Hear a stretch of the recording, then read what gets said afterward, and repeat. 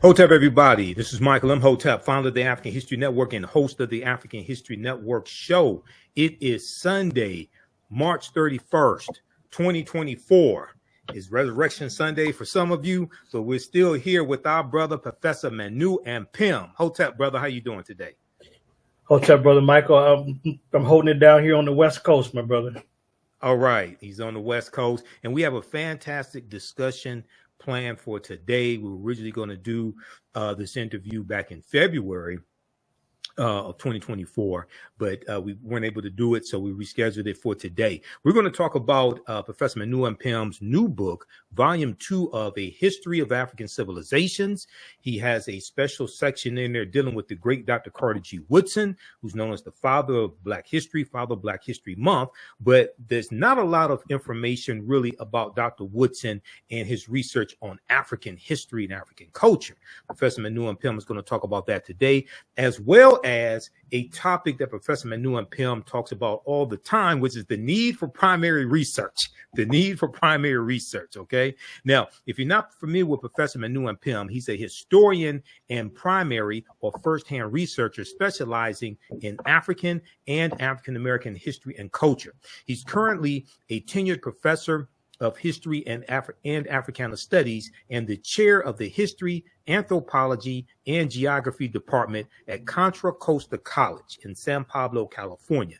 He is also the director of Advancing the Research, which is in Oakland, California, Advancing the Research, where he created a 7-step primary research methodology home training course. He has a Master's of Arts degree in history and African-American Studies from Morgan State University. His master's thesis, which we've interviewed him about before here on the African History Network show, is The Revolutionary Martin Luther King Jr. in 1989, and it's being expanded into a 2-volume work entitled Martin Luther King, The Evolution of a Revolutionary. Martin Luther King, The Evolution of a Revolutionary. And I know when I've talked to you in the past, Professor Manu, you talk about how Dr. King is very much misunderstood, very much underrated, etc. So we definitely need that book. So when we talk about why don't you give us a synopsis of your book first? Let's start there. Why don't you give us a synopsis, a history of African civilization? Well, yeah, African civilizations. Yeah, I appreciate that. Well, you know, the book actually is the second revised edition, and the History of African Civilizations actually grew out of my work at Contra Costa College, where I teach a class on African civilizations. It's a unique class because we deal with Africa at the apex of human achievement without dealing with the derailment of slavery, colonialism. We don't focus on that. And what I was doing is sharing with my students all of my firsthand research and articles, essays, slides, but that's not user-friendly. So I created a reader, but I said, why create a reader for the class and not make it also available for the public? So the book grew out of my work on campus, and I wanted to make sure that I could spread what I'm teaching in the classroom as wide as possible to the public. So it's based on my 35 years of doing work in dozens of countries on African civilizations, but I wanted to also make sure it was available to the public. So it actually is a text book, but it also is a book for the community, and people can even use it as a layperson because there's actually some lesson plans and resources at the end of each chapter. So the book grew out of that, and it's just a small part of what I teach, but it's what I teach nevertheless as we go and look at Africa from an inside perspective. And one of the great things, Brother Michael, that I've been focusing on is to make sure that I can attack and overturn the widespread information viruses that are out there. People know about computer viruses, they know about coronavirus, but there's information viruses, there's widespread misinformation that takes place. So my career has been to tackle and challenge this misinformation by doing the first-hand original research and making sure that people are not talking about, as they say these days, back in the day. Well, whose day? What day? Professors don't think that way. So we challenge this back in the day idea because nobody's held accountable. It's just, you know, back in Africa, they used to do this. That's not good enough. So I bring not only the information, but the teaching and research methodology when we go to the sites and sources. So that's what the book attempts to do, and I think we've achieved, making that information and the methodology available to the community. Okay, now I know you're big on primary research. I know you teach a class on that as well. You have it at your website, advancingtheresearch.org. Years ago, when I first interviewed you on my Blog Talk Radio show, you talked about the need for primary research. So explain for people who may not know, who may not really, study history like we do. We dedicate our lives to this type of work. Explain to people exactly what primary research is and how does that compare to secondary research or tertiary research? Yeah, I appreciate the question. Primary research basically means firsthand research. It means when you're going directly to the sources and to the sites, or going to the original information and evidence as opposed to going through someone else. So primary means firsthand research. And so that's what I decided to do, so I can have a clear understanding by going to pyramids, temples, tombs, ancient residential sites, and living communities, as well as museums, institutes, and libraries, going to look at the original artifacts and documents. That's what primary research is about. Whereas secondary is that if I am doing the work out in the field and then share it with someone else, then if they're relaying it to other folks, then they would become a secondhand source. If I give a presentation or lecture or seminar, then those that receive it now are one level removed from the original information. So it's called secondary.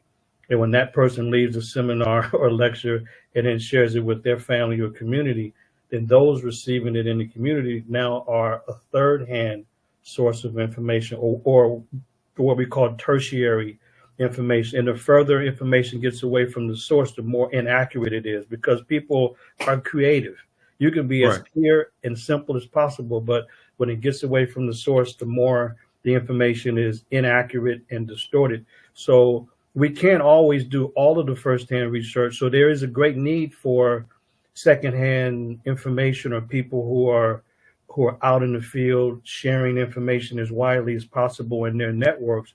But a real scholar is not just relying on that, on what other people have written or what other people have produced, but they're going to the sources themselves as well. So this is why primary research is the highest level of research, and we can't minimize the significance of it, because one thing I learned by looking at the actual documents and going out in the field myself, it's like, wow, what I had been told versus what I saw and was able to document is usually very, very different. So this is why primary research is important. And, and people always talk about his story. Right. I agree. There's a concern about him or his story. So we've always called it our story, but we cannot teach and promote our story accurately unless we're going to the records and the sources. And it's not easy, but it's required. It's required if we're going to penetrate another level of understanding and learning. So that's why I'm so totally dedicated to primary research. Right, and it's time consuming, and it costs money too. It costs money to do research as well. People think it's just free to do all this type, but no, it's not. And we don't do this for the money, but it sure as hell takes money to do this. Absolutely. Okay. Absolutely. In the beginning, you mentioned misinformation that's out there, and I think you talked about a history virus or something about a virus. What'd you call it?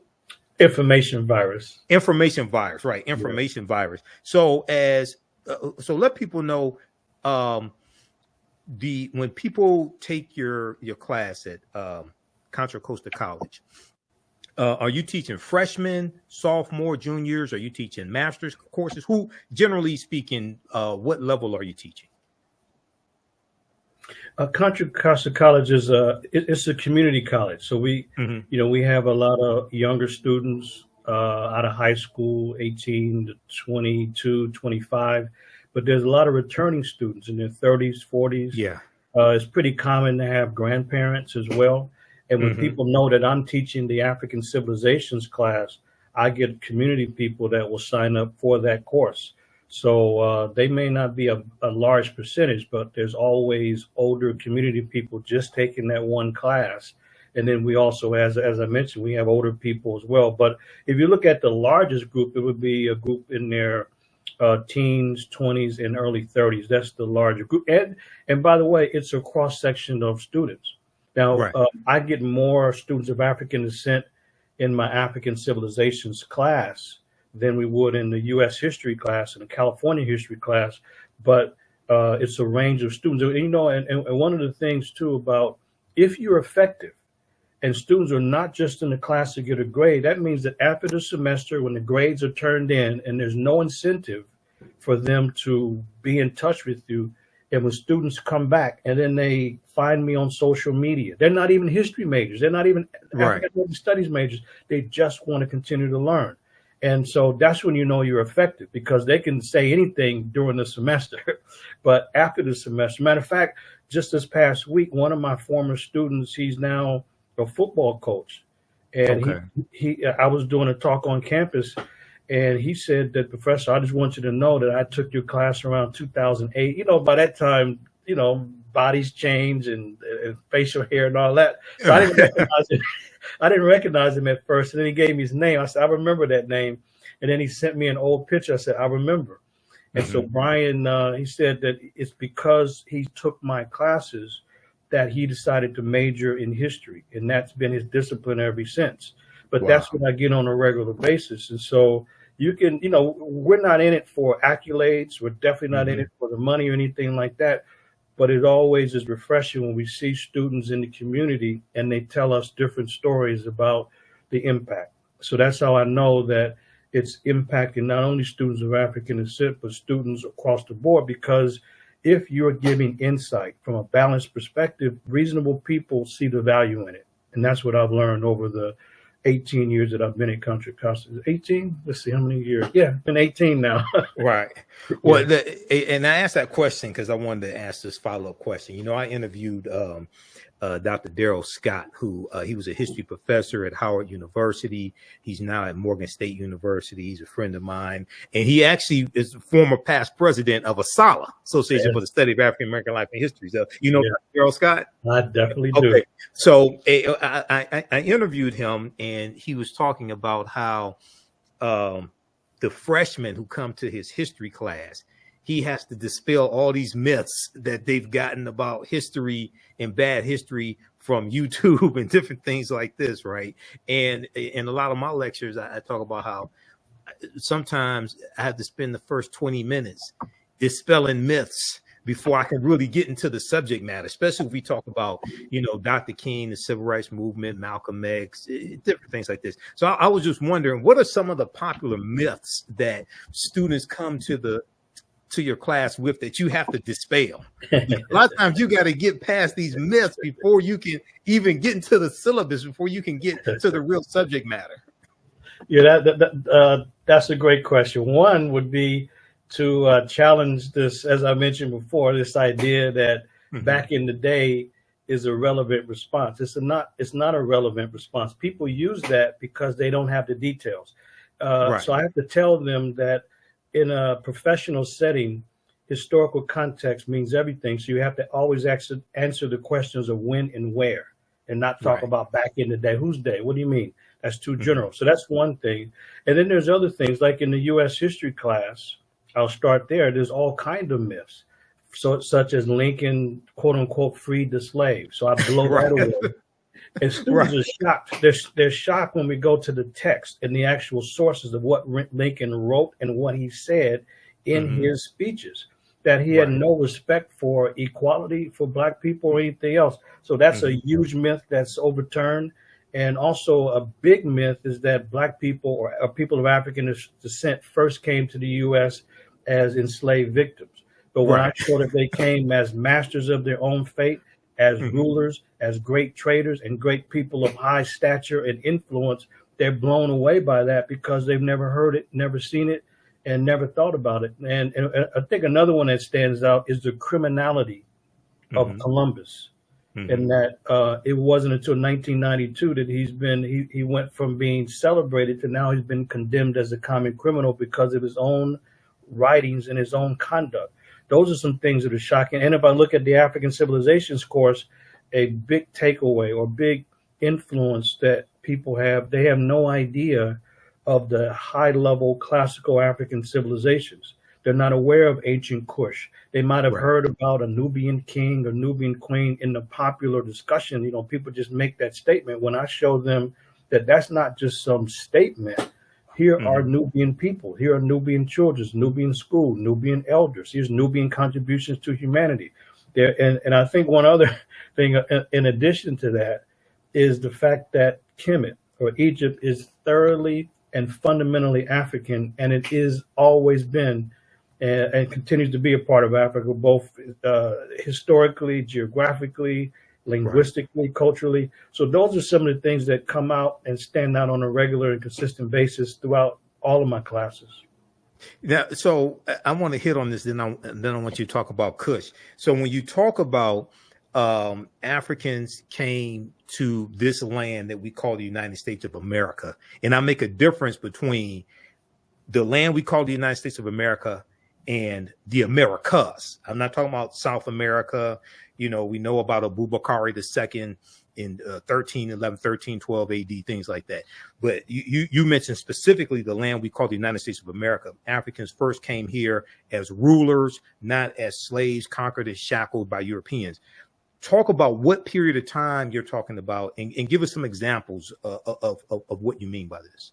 Yeah, I appreciate it. I covered this also in my book as well. The book is a survey of these African civilizations. Well, the first period in dealing with the Americas of the Western Hemisphere, I start there. Okay. And it's to deal with a undeniable African presence and influence among the Olmec.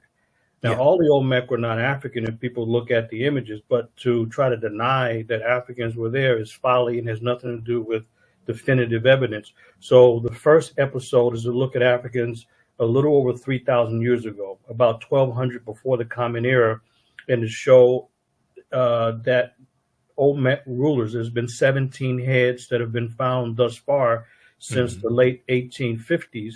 So I show the heads, and we look at the context of the features, because the features of those massive heads that are, some are 5 tons, 10 tons, 20 tons, 30-ton heads.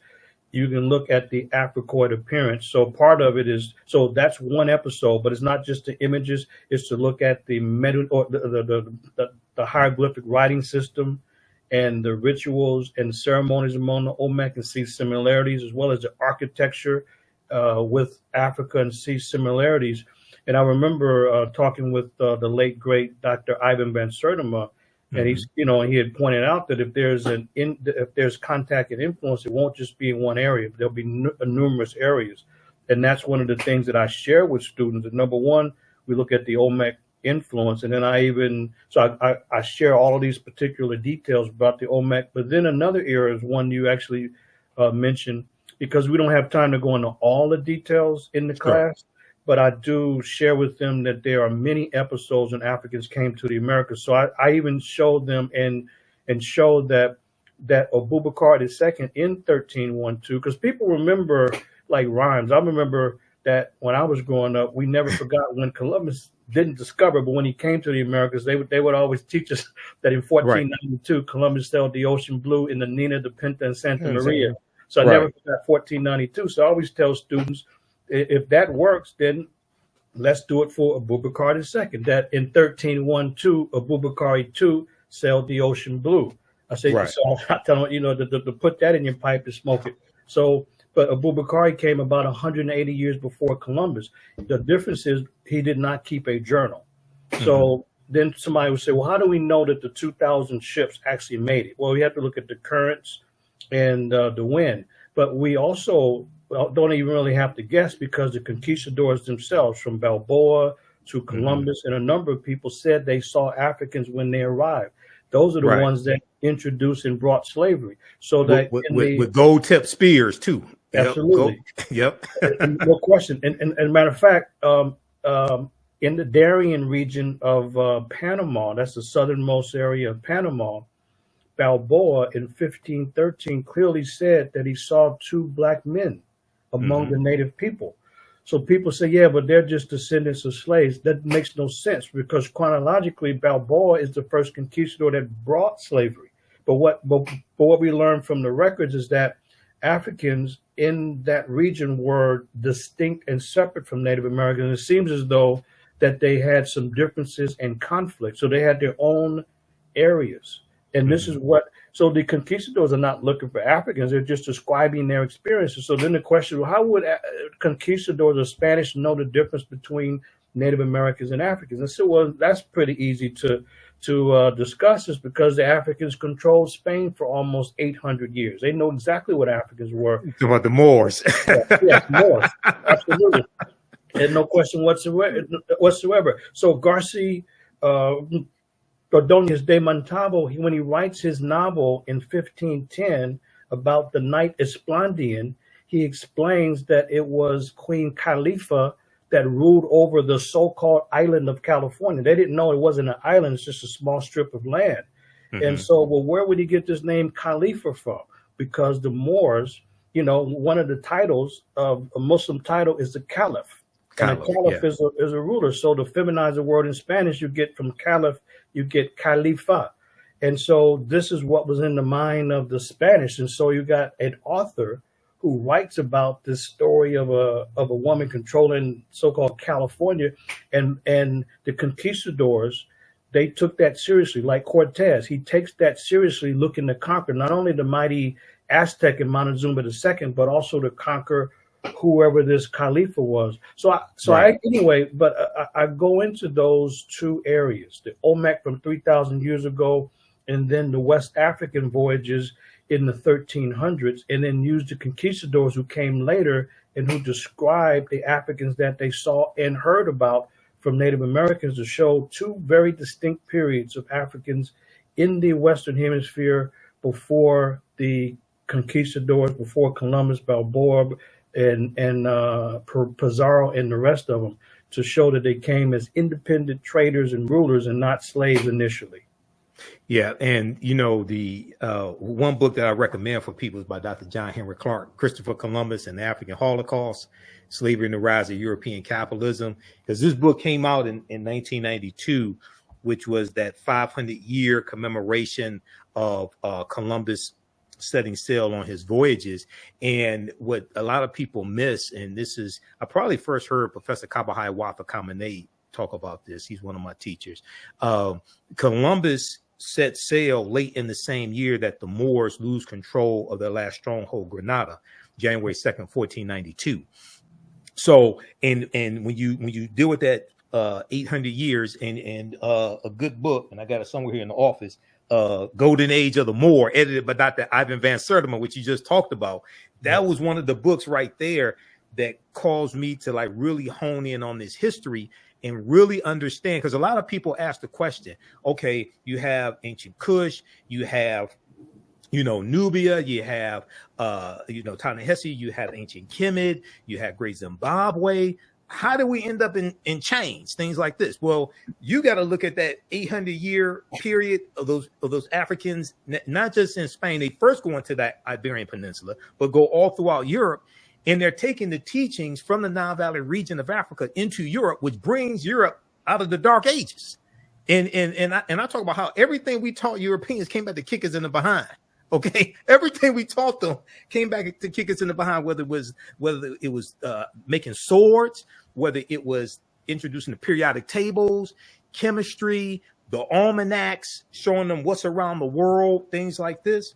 So talk about for a minute the importance of really understanding this chronology of history, because, you know, one of the problems I had with the 1619 project, even though they do have some good information in there, I wouldn't pass a law to ban it.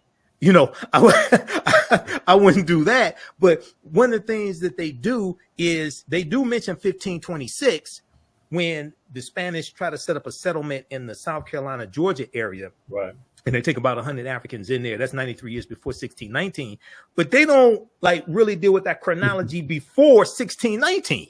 Okay. Right. Talk about the importance of understanding the African Moors and their connection to the Nile Valley region of Africa. Well, I think people should know that the Moors were from North Africa. These were Muslims. These were African Muslims from the north, and they were able to bring a tremendous intellectual tradition into the Iberian Peninsula, into Spain and parts of Portugal in 711 of the Common Era. And the Moors, they don't just develop this in a vacuum. You have a tremendous intellectual tradition that goes back many millennia in the Nile Valley. And then also there's a great intellectual tradition in West Africa too. So that's Van Sertima's book, and that's part of the Journal of African Civilizations, which, by the way, is the greatest journal on African civilizations in the second half of the 20th century, from 1979 to 1994, 15 years of one of the most important series of publications that we've seen. And the golden age of the Moors is part of that. But the Moorish intellectual tradition is very important, because when they go into Europe in 711 and occupy Spain, they don't just go in and destroy, they bring knowledge. They bring book making and the book distribution industry. They introduce universities. They introduce the first streets with lights. They introduce architecture. The Moors also introduced, so people can't even talk about the cultural aspects like the flamingo. You can't talk about the flamingo unless you look at the Moorish influence in music and dance.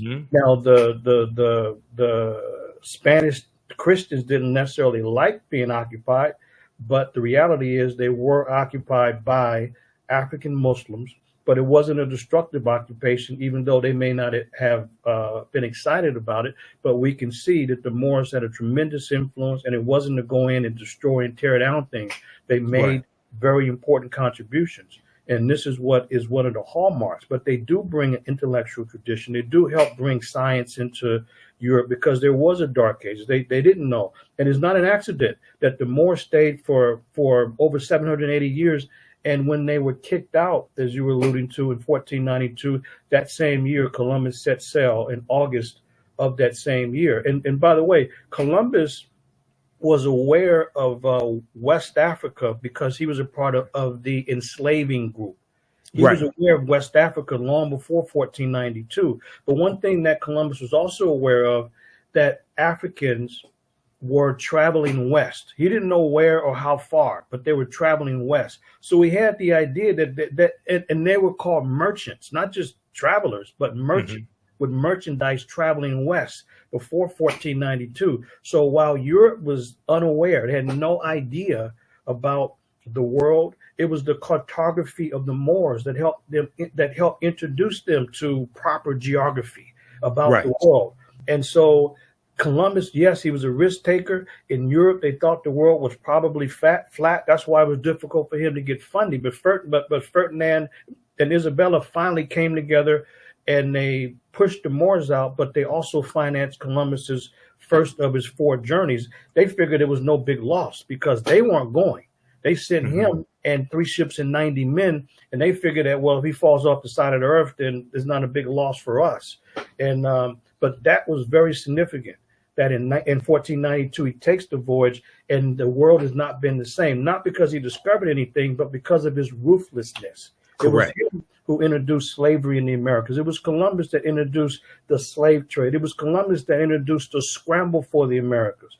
Before that, and then right after he comes and takes 25 Taino back to Spain, victims, to so-called civilize them and to teach them Spanish and to show proof of a so-called successful voyage. Columbus was geographically challenged. The man thought he was in India, so he called the people Indians. He had no idea he was in another part of the world. But the problem is that as soon as he goes back to Spain, word spread throughout Spain, but it spread throughout Portugal that he had found supposedly a new route to India.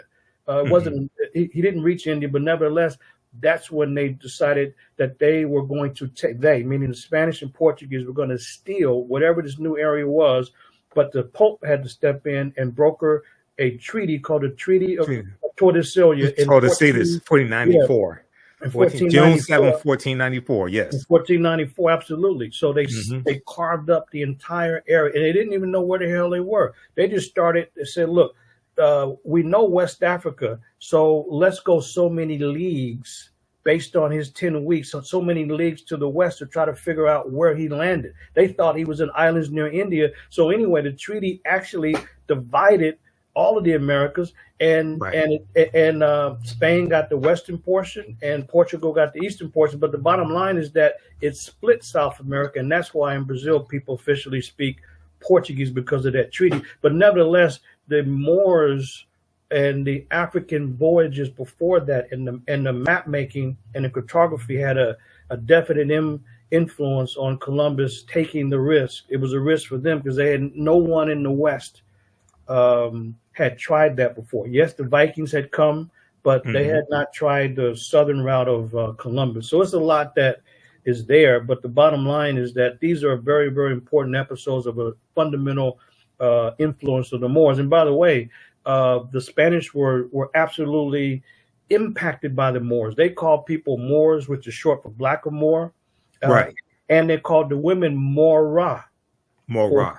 Mora, you know, to feminize it. So, and then people with names like Maurice and Morrison, that's an influence of the Moorish influence by name. So it's quite a contribution that the Moors made to provide a foundation for the modern European growth and development out of the Dark Ages. Absolutely. We can see the impact.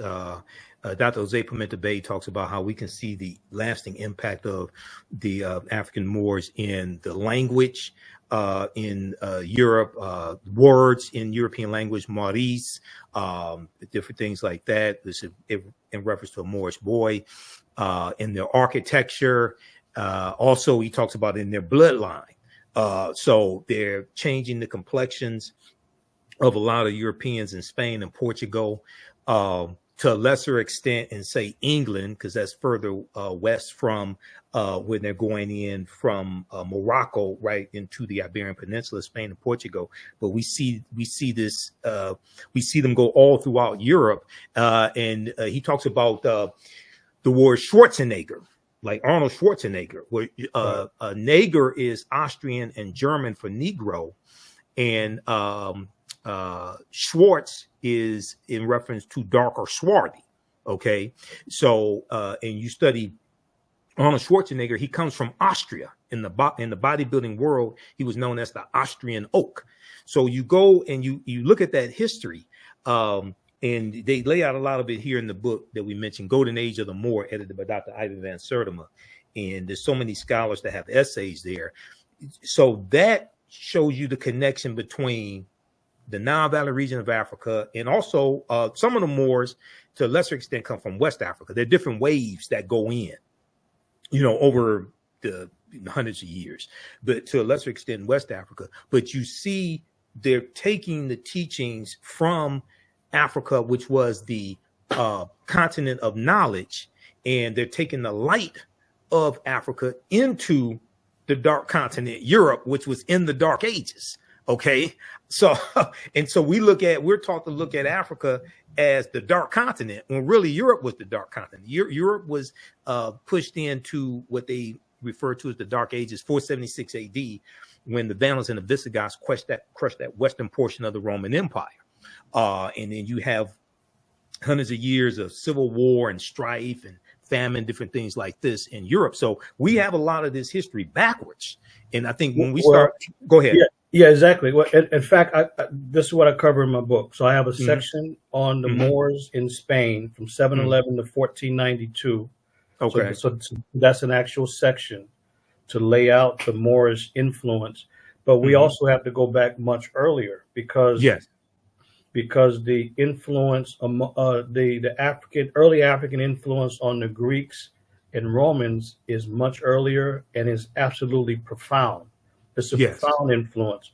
And one thing that people should know is that when the Greeks came in the 4th century before the Common Era under Alexander of Macedon, and they came in as political invaders and took over classical Kemet, or so-called Egypt, the Greeks did not claim that they had originated this information and knowledge that people think that they're giving credit for today. So Right. in astrology and astronomy and medicine and religious rituals and mathematics and geometry, the Greeks did not claim this at all. This was done by scholars at the University of Göttingen in Germany in the late 1700s and early 1800s. They're the ones that rewrote the history of the world, and they took the ancient model and replaced it with the Aryan model. But if we look at what the Greeks and Romans did, it was unusual, where they politically conquered the civilization of Kemet, but they culturally were following the practices of those that they conquered. This is very unusual. People usually, they imposed their language and their political structure. It was the opposite. They were imitating African ceremonies, imitating African rituals, taking on African ceremonies, worshiping African gods, marrying African women, and so forth. That's what they were doing. But when they came, the civilization was already gone. It had disappeared, but they were imitating the early African civilization, and they did not claim. The Greeks and Romans did not claim that they created any of this. Like Lucian and Diodorus and Herodotus and Homer, they give great credit to Africans. Not once did any of them claim anything that they were the originators of. So it's very important to know that the early African influence took place over 2,000 years ago. And then what we would discuss, the Moorish influence, is another episode of a fundamental and a profound African influence upon Europe, because the Greeks did not, like, for example, even during the classical period, they did not have libraries. Even then, they didn't have Socrates, Plato, Aristotle. They didn't have libraries. All of a sudden now, Alexander invades Kemet, and they didn't go in and start, quote unquote, building libraries. You don't start building institutions abroad that you don't have at home. Correct. And so this is one of the important things for folks to know. So there's libraries in temples throughout Kemet. You can see the lot. So when I'm leading tours, we go inside the temple and you see where they kept the scrolls, the libraries. And the Greeks came around and they start, as I mentioned, imitating African practices. And you can tell the difference, because when they come in, they don't understand it. They are trying to duplicate, but it goes from high level art and execution to crude, clumsy, and incompetent imitations. And you can see the crude, clumsy, and incompetent imitations in the outrageous paintings. And then it's just drawing. It's not spiritual anymore. It's just drawing. And I have, like, for example, you have people with two arms and two left arms or two right hands, because they don't know what they're doing anymore. And so this is what's happening. But nevertheless, the influence was profound. And this is why I wanted to do the book, the second edition, and add a little bit more, because we got to make sure that it's very, very clear that a lot of the contributions that people think are European or Greek are not. For example, chemistry. The original word is Kemet. We can look at the etymology or the history of the word, and I put the etymology in that, and also wanted to make it very clear that a squared plus b squared equals c squared, the square of the hypotenuse. This is clearly documented by the Africans on a scroll that's in the British Museum. That this has nothing to do with Pythagoras. So the Pythagorean theorem, a squared plus b squared equals c squared, geometry that every 10th grader has to learn, this is made up. But this was fabricated by those outrageous scholars in Germany in the late 1700s who rewrote the history of the world with no new evidence or data. And they took the Greek and Roman texts and turned them upside down and dismissed them, because they had no problem giving Africans credit. And that's why people should read the Greek writers. They not once did they ever disparage Africans. They gave them high praise, even so much to say Herodotus says that the best looking people in the world were Ethiopians. He's talking about Kushites. Usually the people think they're the best looking, but they said, no, the Africans were the best looking.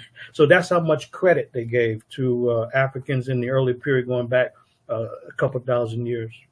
Yeah, a lot of this really gets turned around in the 1700s and especially in the 1800s when the Western world discovers ancient Kush, and they are astonished by the civilization that was built and didn't want to credit that civilization to what they call Negroes.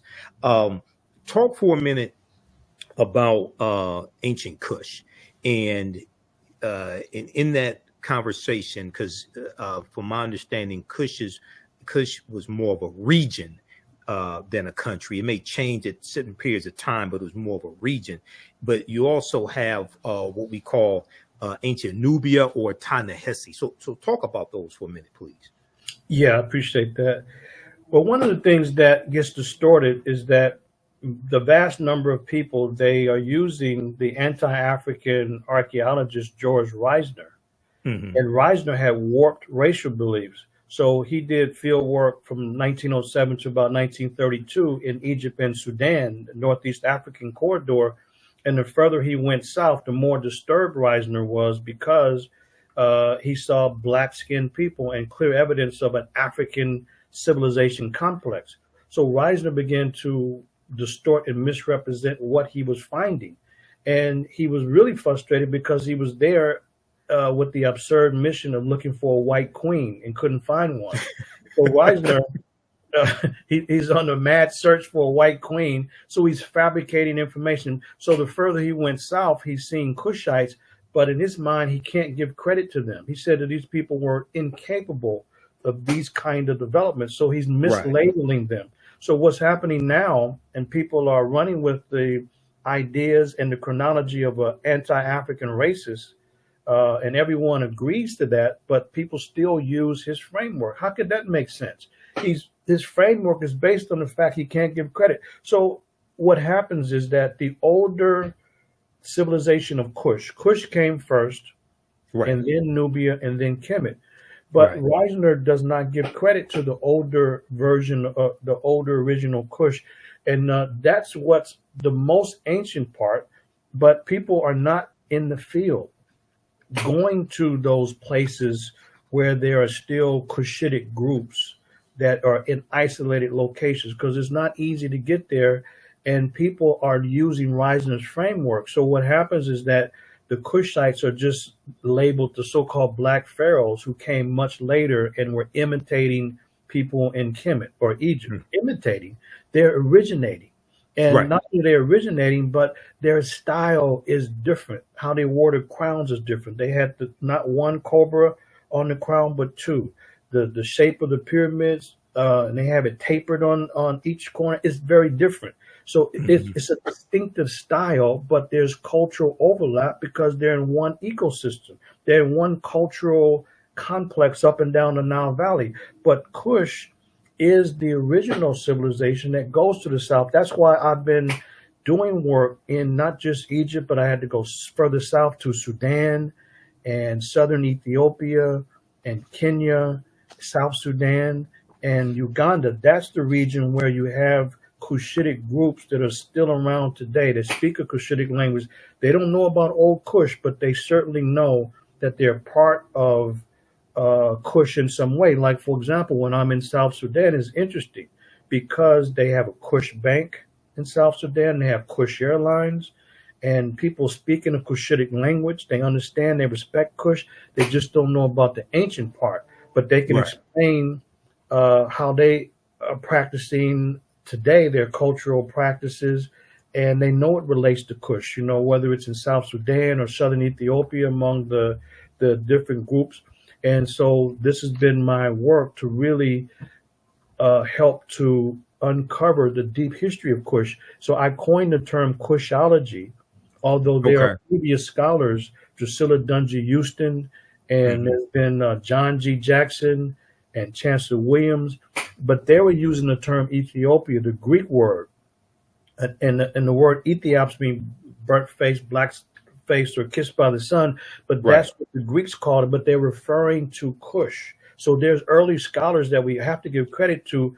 And so what I did, I coined the term Kushology in order to define and explain the field work that I continue to do in an area, because Kush is the oldest, and we don't know that much about it because it's difficult work in the field, and we have to have the right framework in order to understand it, because there are so many groups that have words and terms and practices that link directly back to Kush, but it's either ignored or the practice is mislabeled. So, for example, I remember on Facebook, when was this, a couple of years ago, I was showing that the people at the Louvre in Paris, they don't know what they're talking about. They've labeled some Kushites as Nubians. Now, we know Nubia was a high-level culture in the past. It's a great group and cultural group today, but they labeled the Kushites as Nubians, but we know they're not Nubians because of the cultural markings, not scarification. That's a European assessment of it. It's better to just call it cultural markings, and the cultural markings of those in South Sudan, for example, are very distinctive from other groups, and they're distinctive from Nubians. So when you have cultural markings across the forehead, it's very specific. When you go to South Sudan, it's very clear that they're Nuer, Dinka, or Mandari. And they'll tell you, the elders will tell you that no, because this one dips a little bit, or this one, the cut goes to the ear, and they're very distinct. This one is from Rubik, this one is from Ural. They'll tell you the regions of where this person's from by the cultural markings, and you can see those cultural markings in antiquity. These are Kushites, but then they're mislabeled as Nubian. Difference because you can't know from a photograph or a general description. Go there and see. You know what I mean? And so that's what I've been doing to really, and to understand the roots of ancient Kush. Okay, now, and then go ahead. Okay, you mentioned the Mandinka. You said the Mandinka, right? The Mandari. Oh, Mandari. I thought you said Mandinka. Okay, okay. Because I know Mandinka in West Africa. Okay, Mandari. But I do know that Africans migrated from the Nile Valley region into Central Africa, into West Africa. We didn't stay put. We migrated different times, sometimes voluntarily, sometimes because of invasions. Because, I interviewed Professor James Small 2023, I think it was. And one of the things that came up in the conversation is Africans being pushed southward and then also into Central Africa and later West Africa when you have Arab invasions. After Arabs conquer Egypt, 642, Common Era, and then you have subsequent subsequent Arab oppression, things like this. You have Africans that are going to going to migrate. So we didn't stay put. You talked about. If I can say this too, Brother Michael. Go ahead. The other, yes, that's one reason for migrations. It's invaders, and for political reasons. The other reasons for the migrations is changing weather patterns. Yes, because there's an ebb and flow in weather patterns. Because when I work with a NASA project, I studied the ancient weather patterns, and those also dictate migrations to not only to West Africa, but there's migrations also to the east as well. Like folks won't necessarily know that there's a branch of the Nile River called Wadi Howard. The Wadi Howard branch cuts across Africa and empties into the Atlantic. And you can see that from the aerial photography, from the remote sensing, you can see the actual channel of the Wadi Howard branch of the Nile. And so that's very important, because then that would indicate where there would be settlements at. Right. And so forth. Yeah, I just wanted to mention. So, yes, in addition to what you said, there's the weather-related patterns, forced migrations too. Yeah. You talked earlier in our conversation today, and those just tuning in, we're speaking with historian Professor Manu Ampim, and we're talking about his book, A History of African Civilizations. And we're also going to talk about Dr. Carter G. Woodson, the father of Black History Month, and the father of Black History in just a minute, because he has a section in volume 2 of his book that deals with Dr. Carter G. Woodson and Dr. Carter G. Woodson's research in Africa, dealing with Africa, African history, etc. And we've also been talking about the need for primary research. Earlier in our conversation, and also the broadcast you did on your Facebook page, December 15th, 2023, which is one of the reasons why I reached out to you and said I wanted to have you back on the show to discuss to discuss your book. You talked about the short-statured Africans, okay, also known as the Khoisan, some refer to as the Twa. Talk about them for a minute. And from my understanding, my research, they went all around the world. They circumnavigated the globe as well. Talk about those short-statured Africans for a minute, please. Yeah. My book, A History of African Civilizations, it's pretty easy for people to think civilizations being spectacular cultures that built mighty monuments and structures and temples and tombs and pyramids.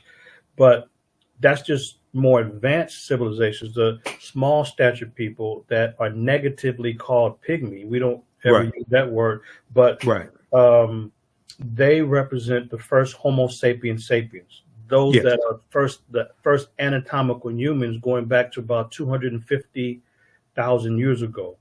Not half ape, not half monkey, but flesh, blood, and bone human beings who could join us as a third person, and we wouldn't even take a second look. But those small stature people, we've been knowing about this because of the DNA research of Dr. Rebecca Kahn and her team going back to 1987. The old bones have been found by the Leakeys and other folks in East Africa, but the DNA research supported that. And now we know that everybody comes from a single African ancestor. We know that there's only one type of human is Africans, and those small stature people, 4'8", 4'10", they're the Mbuti, the Ife, the San. Sometimes it could be the Khoi and the Khoisan, or these different groups. And the small stature gave them an advantage because, first of all, in their mobility, also there's a less need for calories and so forth. But these are the people that stood up and taught us what it meant to be human. They're the ones who are the great ecologists that live in complete harmony with their environment. They're the ones that taught us the great ethical laws. So their position is an idea, and what rules in their society is do unto nature as you would have nature do unto you.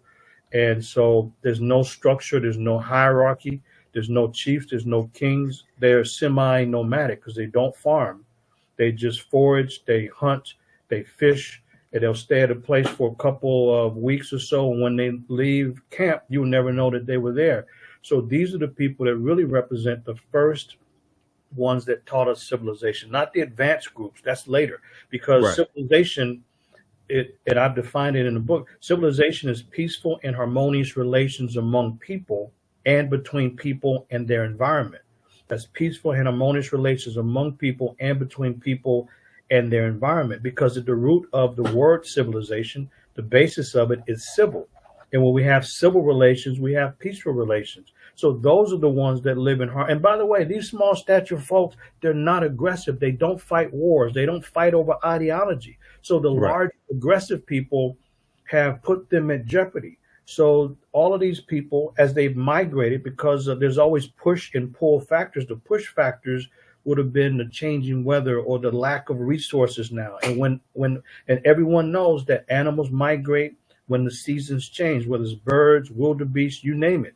And so when the food supply moves, the people must move to survive.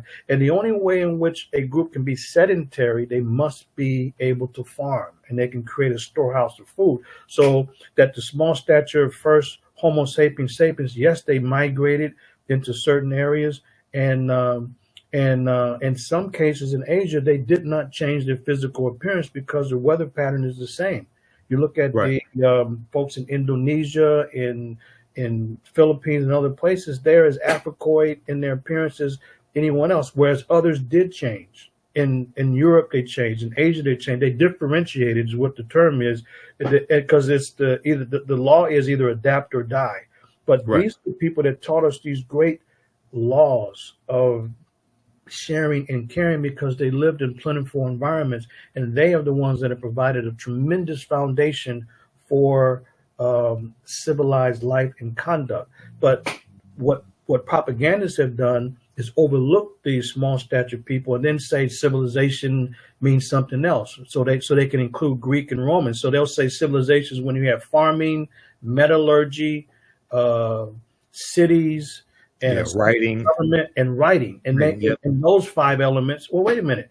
The problem is those are things, but they don't deal with the quality of relationships. You know, it's like the Romans. They were very brutal. All they did was fight and enslave people. What's civilized about that? Exactly. So that's the distinction I'm making in the book, that you have real civilized folks, the small stature Africans that were the first Homo sapiens sapiens, and they represent the true definition of civil relationships, as opposed to some contrived, made up, fake and phony definition that doesn't make sense. Like we're told that the origin of so-called civilization is in Athens, Greece, in the 5th century before the Common Era. How could that make any sense when 80 to 90% of the people in Greece were not even citizens, had no political rights, couldn't even vote, and that was all women, the poor, foreigners, and slaves had no rights in Greece. Where in the hell is a democracy? It's not a democracy of the people, for the people, by the people. It's a democracy for the few. This has been a bogus presentation to the world to say that the Greeks somehow created civilization when they were anything but civilized in their conduct towards the people in Greek society. And besides that, all they were doing fighting all day long. Right. So exactly. This is what has to be looked at to separate the facts from fiction. Okay, now the Khoisan, they date back, their ancestral line dates back somewhere at least 100,000 years ago, maybe longer than that, something like that. Now, the Khoisan, we know they go into the Philippines, they circumnavigate the globe. Was there a presence of the Khoisan here in the land that we call the United States of America, or a greater aspect, North America? Was there a presence of the Khoisan? There was not, but what we know is this, and so we know that the oldest group, so the Khoisan, so you mean like this is in Southern African area. But in East Africa, this is like near Tanzania and the Olduvai Gorge area, and even the DNA work research with Dr. Khan and her team dealing with mitochondrial DNA seems to support an Eastern African origin. But what we do know is that these small stature people certainly have gone into Asia. They're very short stature.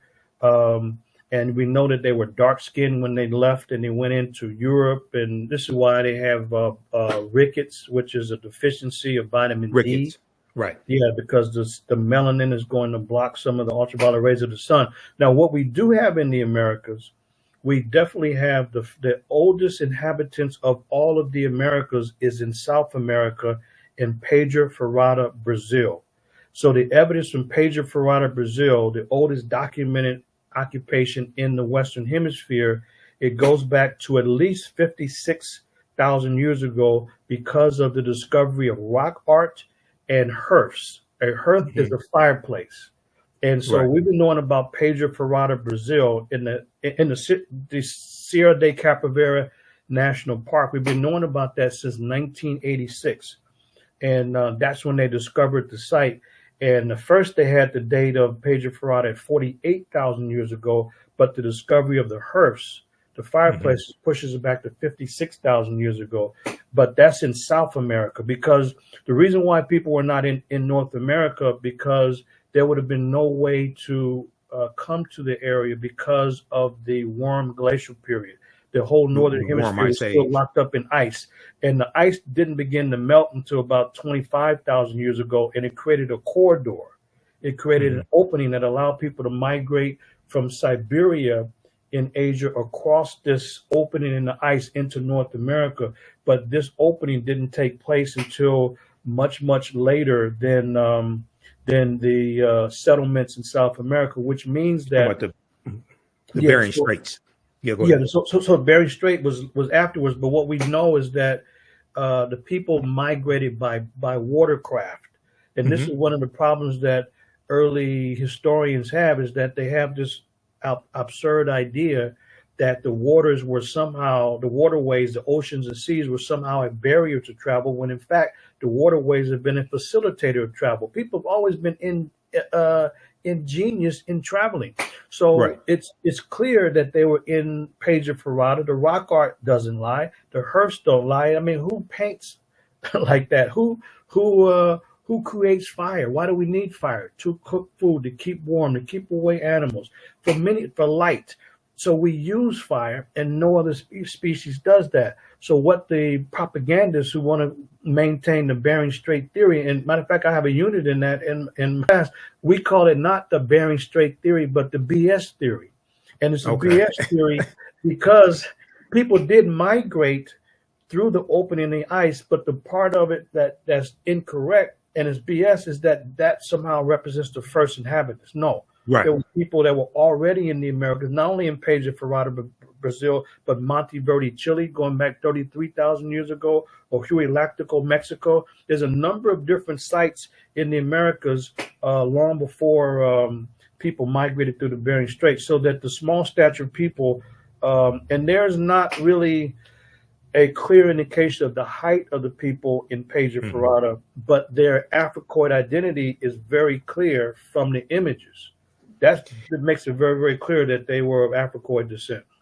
I'm sorry, Brother Michael. One other thing that's very important, that in all over the world, including in Africa, the small stature people, all of them, with no exceptions, they live today in places of refuge, hiding, and safety. So they live in rainforest, like the Ituri rainforest in Democratic Republic of the Congo, or they'll live in desert environments like the Kalahari Desert, like the Khoi and the other people, the San, or they'll live in islands, hillsides. But that's where these people live, in places of isolation and hiding and safety, because they're not aggressive. They don't fight. And this is why they don't fare well in the modern world. But everywhere we see them, they're in isolated, remote areas for safety and refuge. And that's what is very, very important to know. And in South America, the evidence seems very clear that they were attacked much later by those that came through the Bering Strait. And people can find a documentary. It's called Tracking the First Americans. Tracking the First Americans. That one is very well done because it's on the work of Dr. Walter Neves, who's an archaeologist from Brazil, and those researchers, Professor Guidon, who worked at the Page of Ferrata site, so that they have some reference to what I'm sharing, because I don't cover all of these details in my book, but in my class, we go into great detail about these migrations.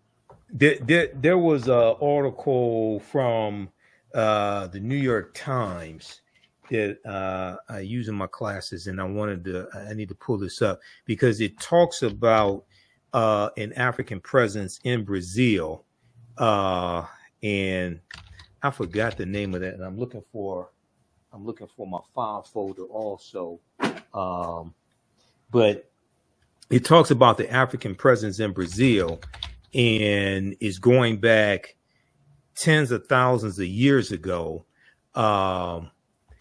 And let me see if I can try to find this. It's going back tens of thousands of years ago, but also you have I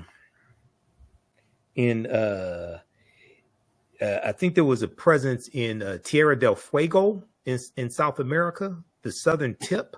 The tip, yeah. Argentina. Well, the southern tip of South America. Right. I'm gonna see if I can find that article. Okay, so when you talk about Dr. Carter G. Woodson in your book as well, and you in the broadcast that you did December 15th, 2023, you talked about how Dr. Carter G. Woodson is left out of the conversation dealing with African history, African culture, things of this nature. But his last two books dealt with African history.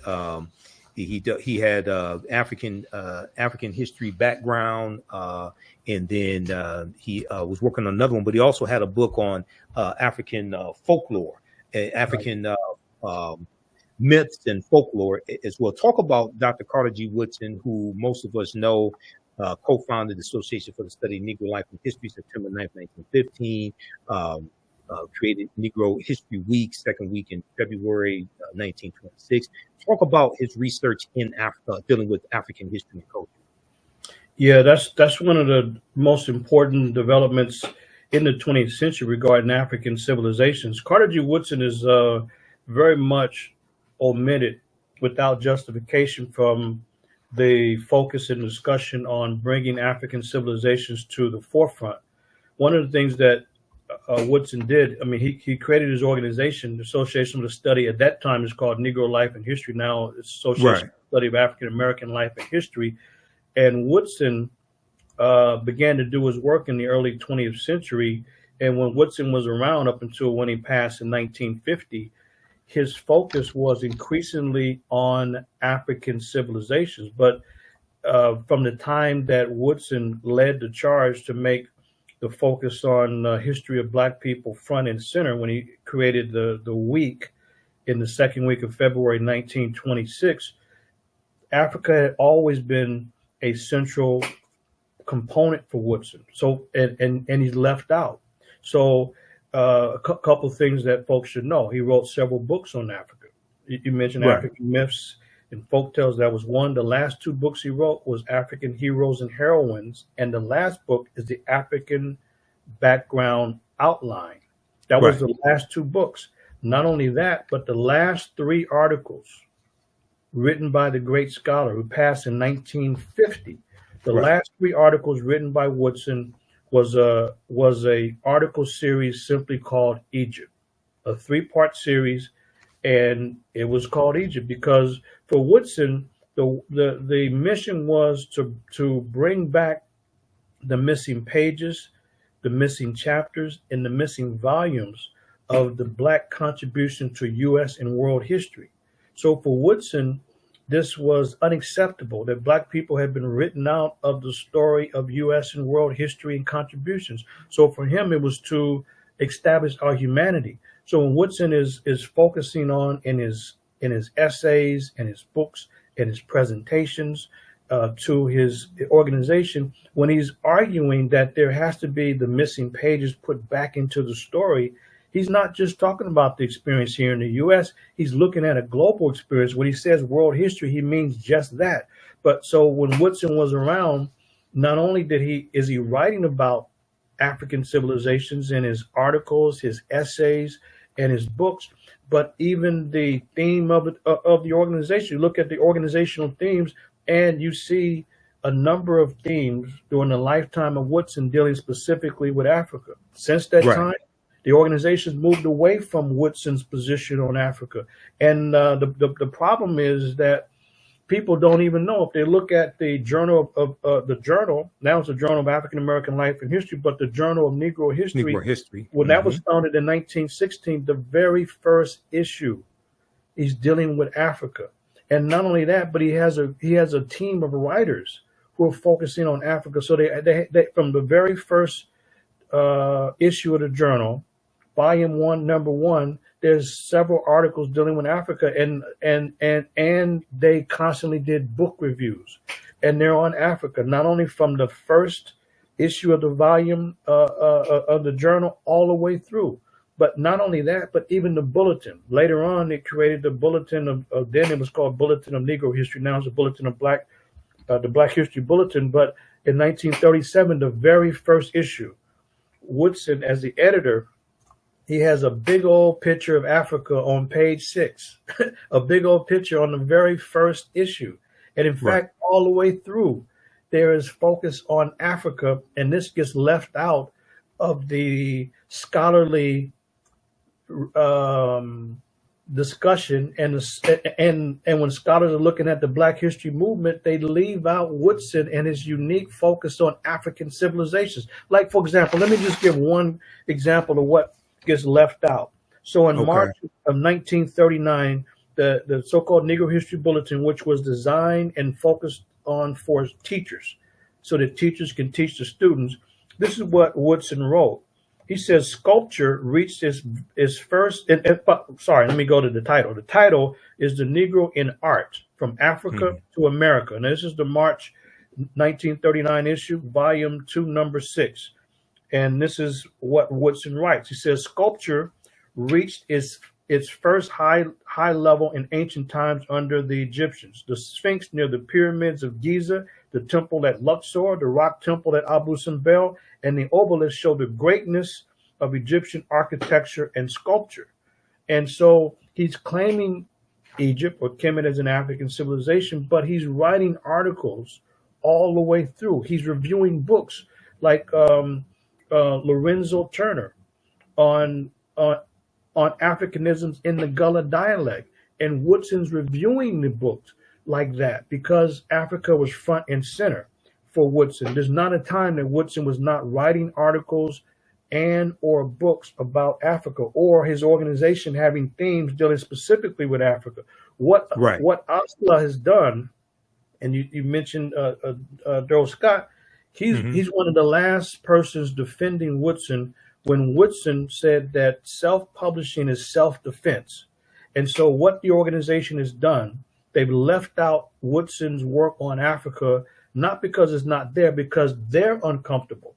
So Professor Scott, Dr. Scott, he was arguing that how in the world could you disregard the work of Woodson when he established in 1922 Associated Publishers? He said that Associated Publishers Inc. Yep, the publishing company. 1922.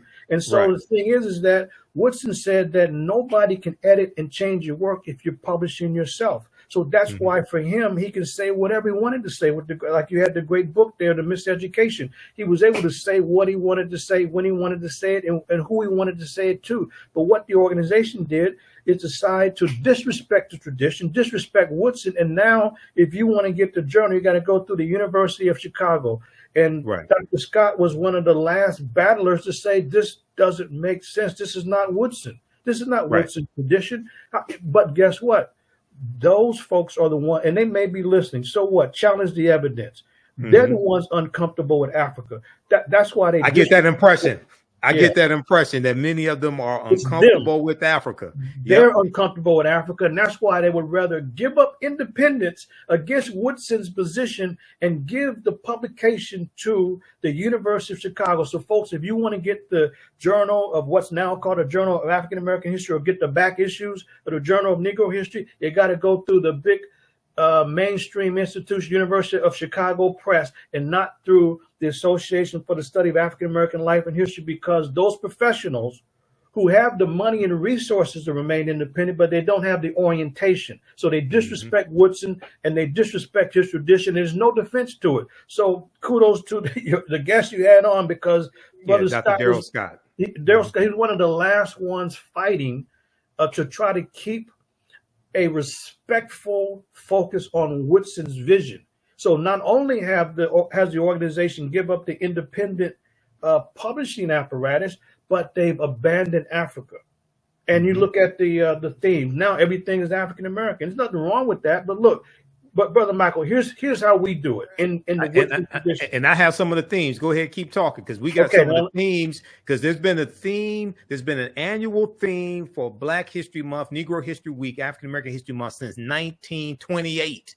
Yes. Okay, and Dr. Woodson picked these themes. He died in 1950. Go ahead, and then we're going to go over a few of these themes that dealt with Africa, because most African Americans don't know there's been an annual theme for Black History Month. When I do my presentations on African American History Month, I said we don't have to keep recycling the same 15 to 20 sanitized Negroes every year. We don't understand how powerful this monthly cultural celebration is and why it was actually created. Go ahead. Yeah, as a matter of fact, to that list, we'll also put 1972 on that list: African art, music, literature, and a valuable cultural experience. But look, I'm glad you have that there, because this is new information that gets omitted. So if we look at the focus of the annual themes, Africa's front and center, because when Woodson said that the goal was to put back in the missing pages of world history, what the hell they think they was talking about? World history is talking about Africa.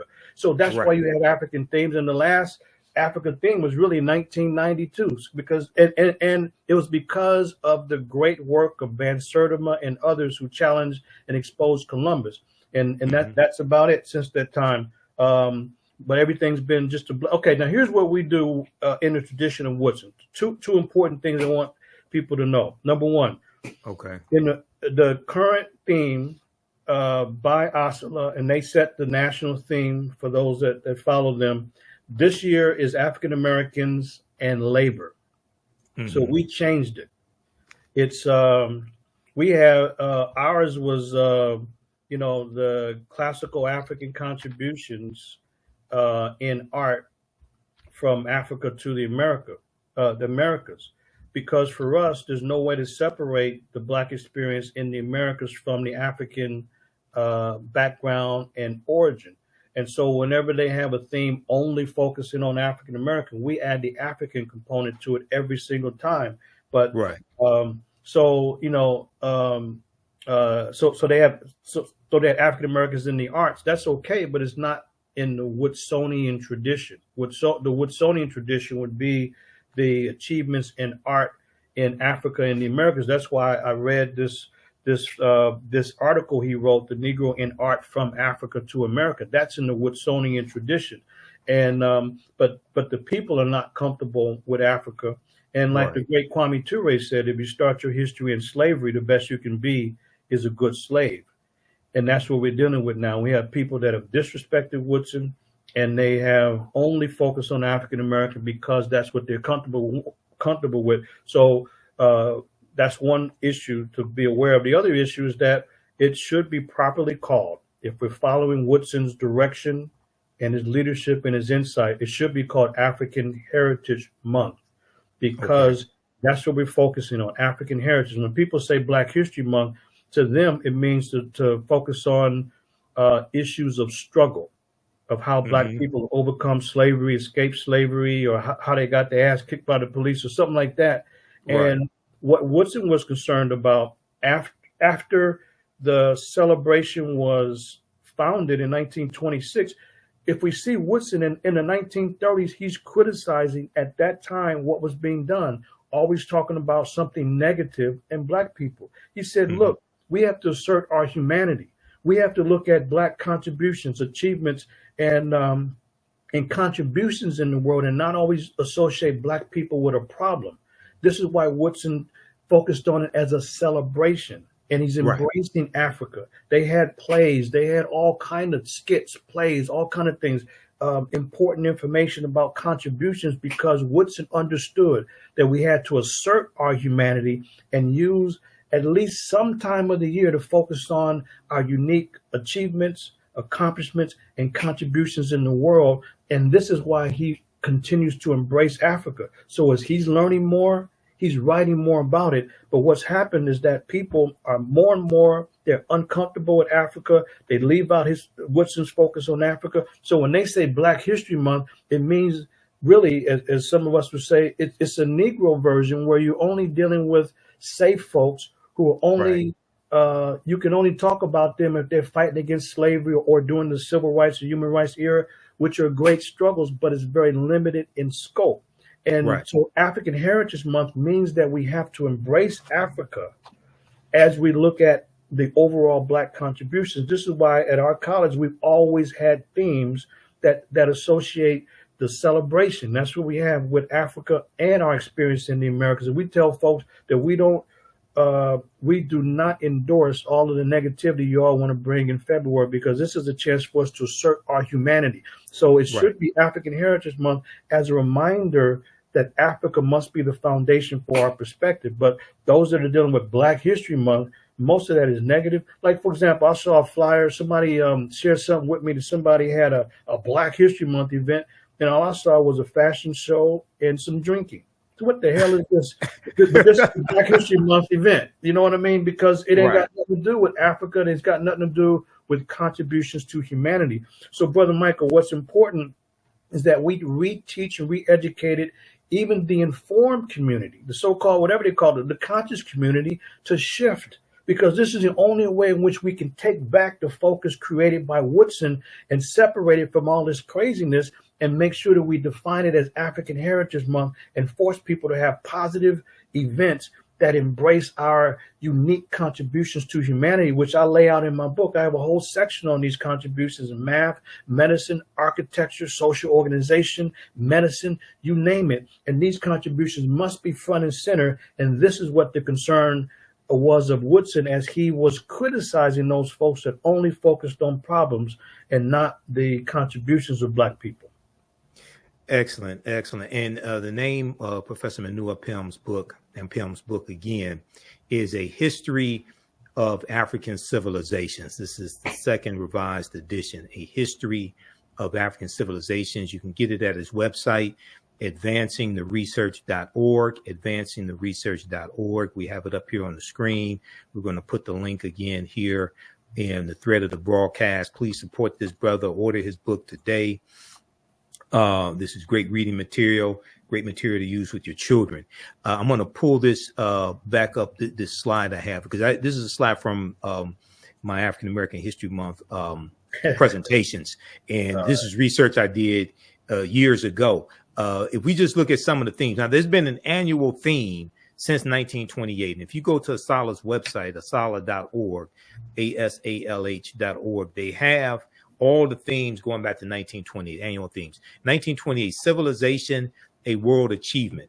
1933, Ethiopia Meets Era in Truth. 1935, The Negro Achievements in Africa.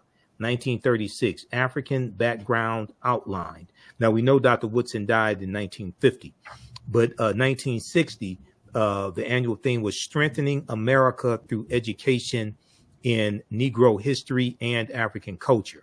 I don't understand how you deal with Negro history and African culture, but okay. This is 1960. So, but in 1971, African Civilization and Culture, a Worthy Historical Background. And then we know let me see, I have Asala's website up here right now. We know in, let's see, 1992, you talked about African Roots, Experience New Worlds, Pre-Columbus to Spatial Exploration. So that was the 500-year commemoration of Columbus setting sail on his first voyage. 1987, Afro-Americans and the Constitution from colonial times to the present, etc. Go ahead and talk about that for a minute. And then I have the article that I was looking for from the New York Times that talks about Brazil and South America. Yeah, these themes, it clearly shows Woodson's consistent and well-rounded focus on Africa. And right. As you mentioned, he passed in 1950. So right. When the themes continued in 1960, 1971, 1972, it's because these are people that was still around, that he was mentoring and influenced. But as time has gone on, they've separated. I'm talking about the organization from Woodson's focus on Africa, and right. The community and the public has fallen into this, unfortunately, of separating Woodson from Africa and separating his scholarship from Africa, because Woodson more and more was focusing on Egypt, Ethiopia. I mean, I can read so many different articles and statements that he made about Ethiopia as the forerunner of Kemet. He says that Ethiopia, Kush came first. It was the forerunner.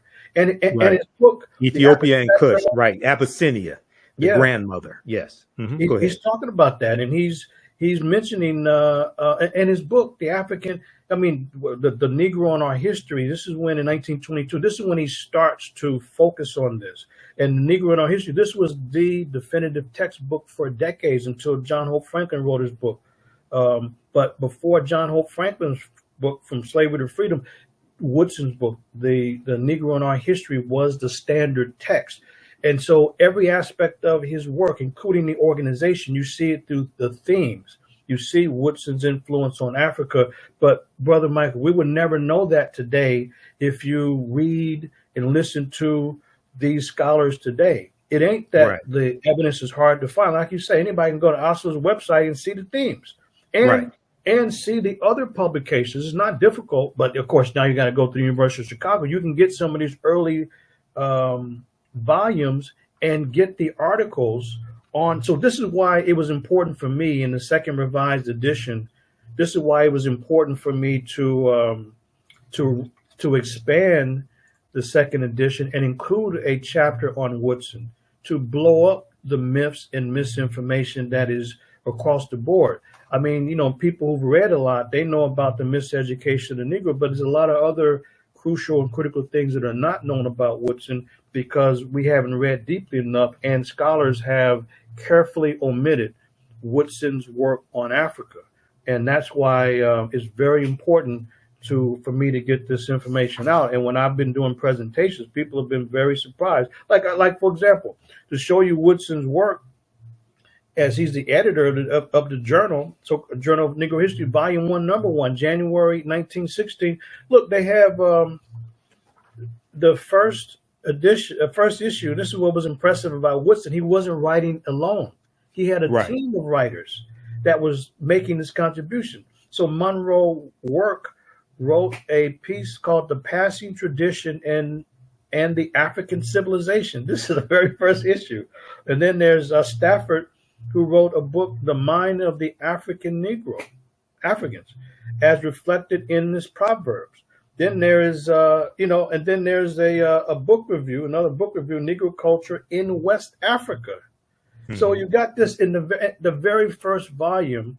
Woodson pulls together a pool of writers to help support his writing and scholarship in the area. So it's a body of writers focusing on Africa in the very early period, over 100 years ago. And we would never know that until we pull up those themes, which are public. You don't even have to register and become a member to see that.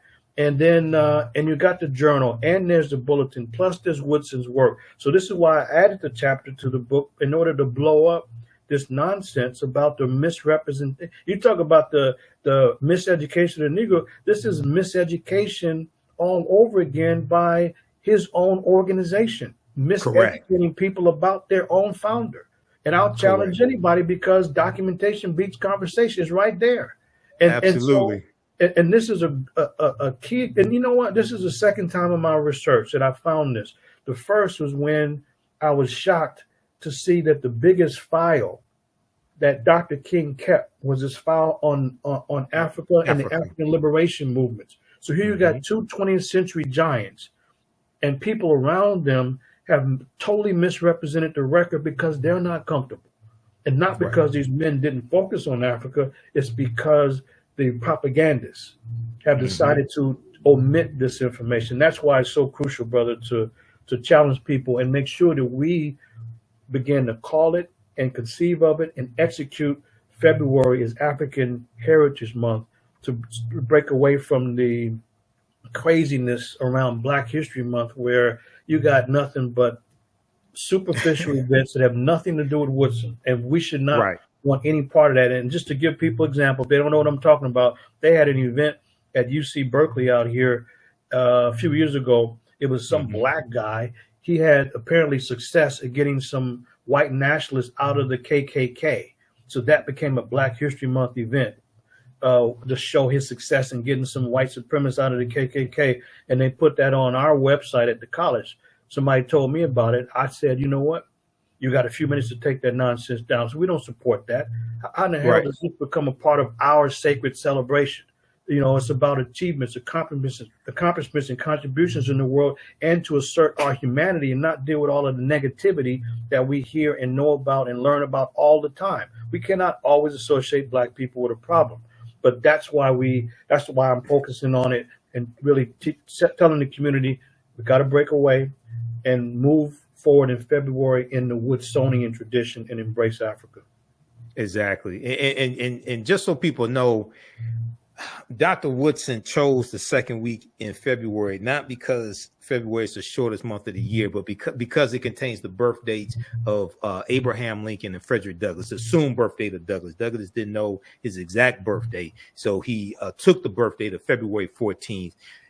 Most of us know that as Valentine's Day. And then Abraham Lincoln's birthday, February 12th, because going back to when Frederick Douglass dies in 1895. Basically, each birthday after that, we had celebrations in our community for Frederick Douglass. And then also there were celebrations that we had in our community for Abraham Lincoln's birthday as well, after, Lincoln's assassinated in 1865. So because those two, you already had those celebrations taking place in the African-American community, Dr. Woodson inserted this new cultural holiday, this new cultural celebration into that period. Okay, so that's why it's in February. It has nothing to do with February being the coldest month of the year, the shortest month of the year, and it's not something white people gave us either. Right. I hear this myth also: white people gave us the month of February. No, we took it. Okay, we created this.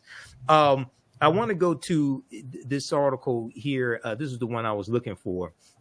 This is from the New York Times.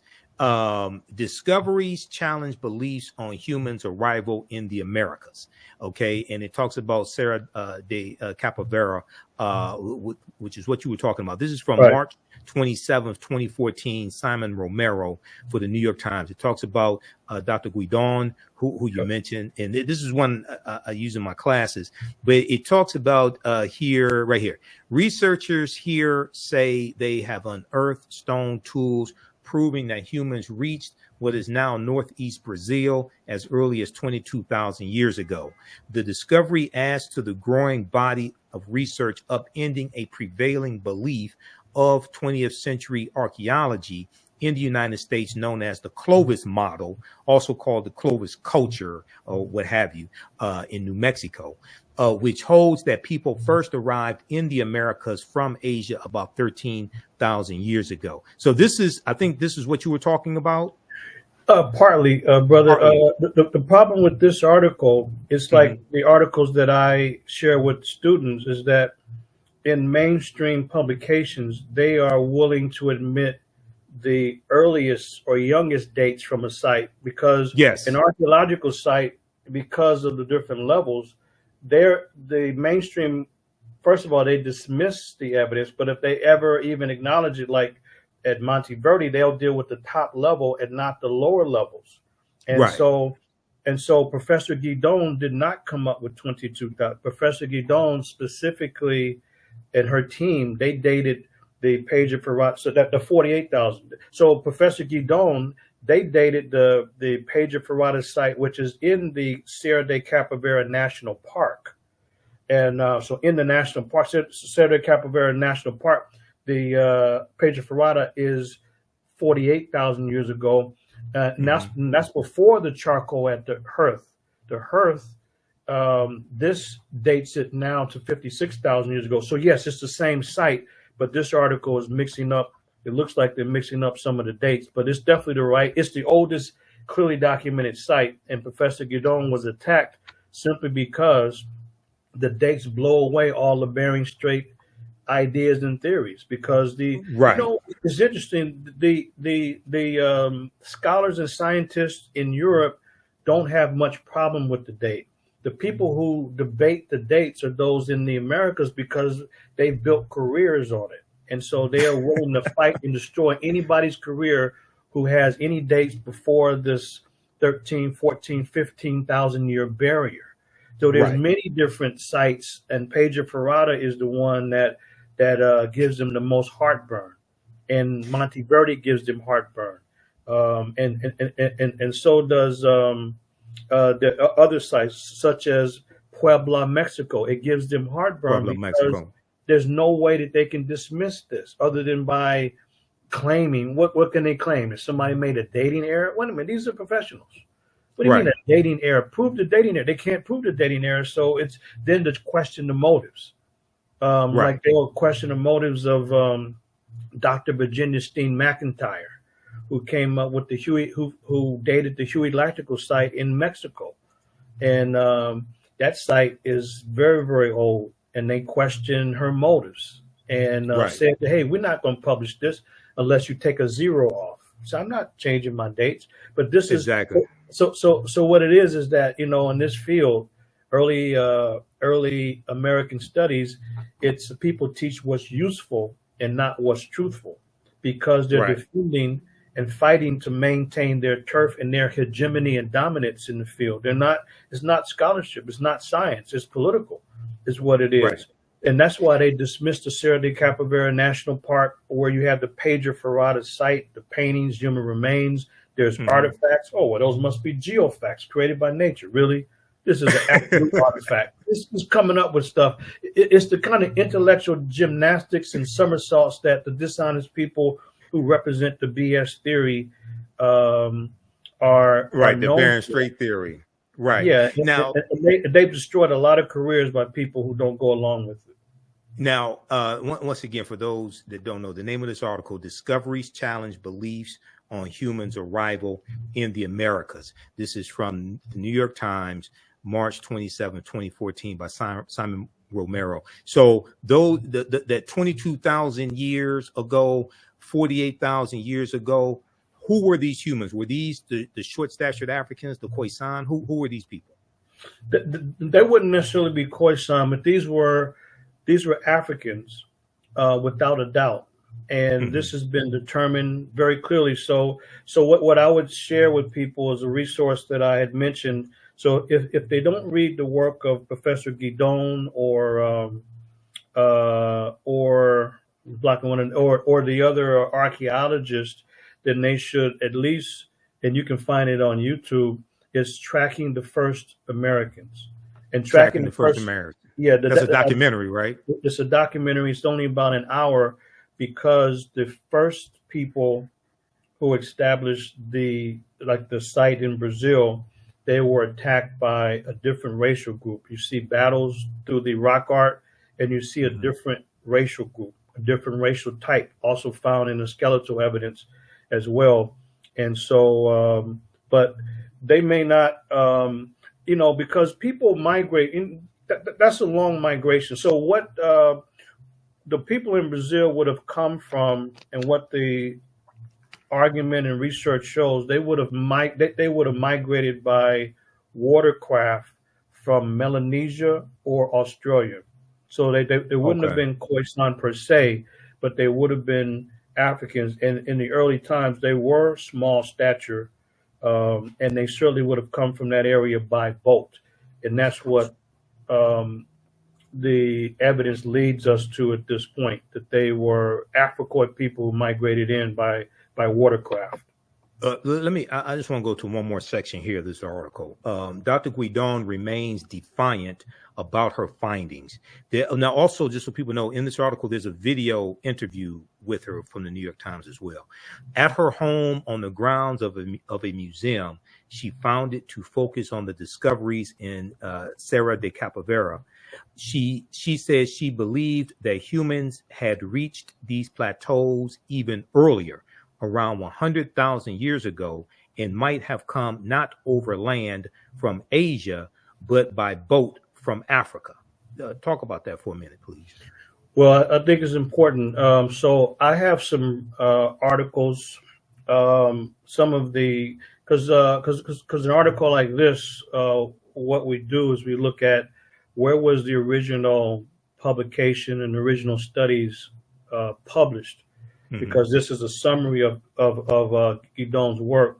So what I share with the students is some of the original writing, where she, because if a researcher is speculating about some dates, they know they're going to get attacked. Now, she didn't expect to get attacked, but she learned that that's what it was. So she moved away from speculation and going by the definitive dates. Even then, she was still attacked, but that's when it was clear that it was around these Africans about 48,000 years ago. So it's Professor Guidon's work, and the other person I was thinking of is Dr. Walter Neves. Dr. Walter Neves from Brazil. It's also his position and belief, because he's an anthropologist dealing with skeletal remains, that there would have been Africans traveling from Australia or Melanesia, Black peoples traveling from Australia or Melanesia, but they ultimately would have come from the African continent. And that's what his argument is. But from this quote from Guidon, I would like to see it more closely, but she clearly argues the same thing, that these are unmistakably Africans. And what happens, or what happened to these original Africans, is that they were attacked. They were attacked and they were largely wiped out by what they were calling Mongoloid. This is a term that they were using, right? So the people coming in through the Bering Strait came later, and they largely wiped out these original Africans who were in Brazil. But the fact that the Africans are in Brazil, this is pretty well established by the archaeological record. The fact that these were two separate groups, clearly different in appearance, fighting, this is also pretty well established by the evidence of fighting and the clear artwork. You can clearly see it for sure, that these are separate groups fighting. And so Neves and Guidon, these are different researchers, different research teams, but through their own individual angles have come to the same conclusion, that these are African migrants that were there first, going back 56,000 years ago. And Neves and Guidon both, and this is upsetting to the Bering Strait theorists, because yes, it is. they go by David Hopkins, because David Hopkins, when he wrote the Bering Strait Land Bridge, when he wrote his work in 1967 or so, that's when scholars started to then promote not just the Bering Strait theory, but the Bering Strait fact, that people came in through the north and that no one else could have been in the Americas, because in their mind, no one could have traveled other than by foot. They didn't have the ingenuity or the creativity to travel by watercraft, which is absurd. The waters have never been a barrier to travel. They've been a facilitator of travel. And it's people in the U.S.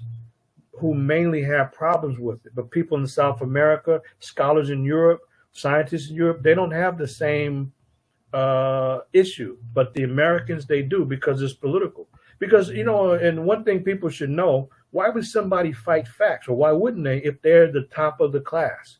That people have to buy their books. And when they turn those books into textbook, they're making go ahead and keep talking for a minute. I'll be right back. Go ahead and so they're making a lot of money with textbooks.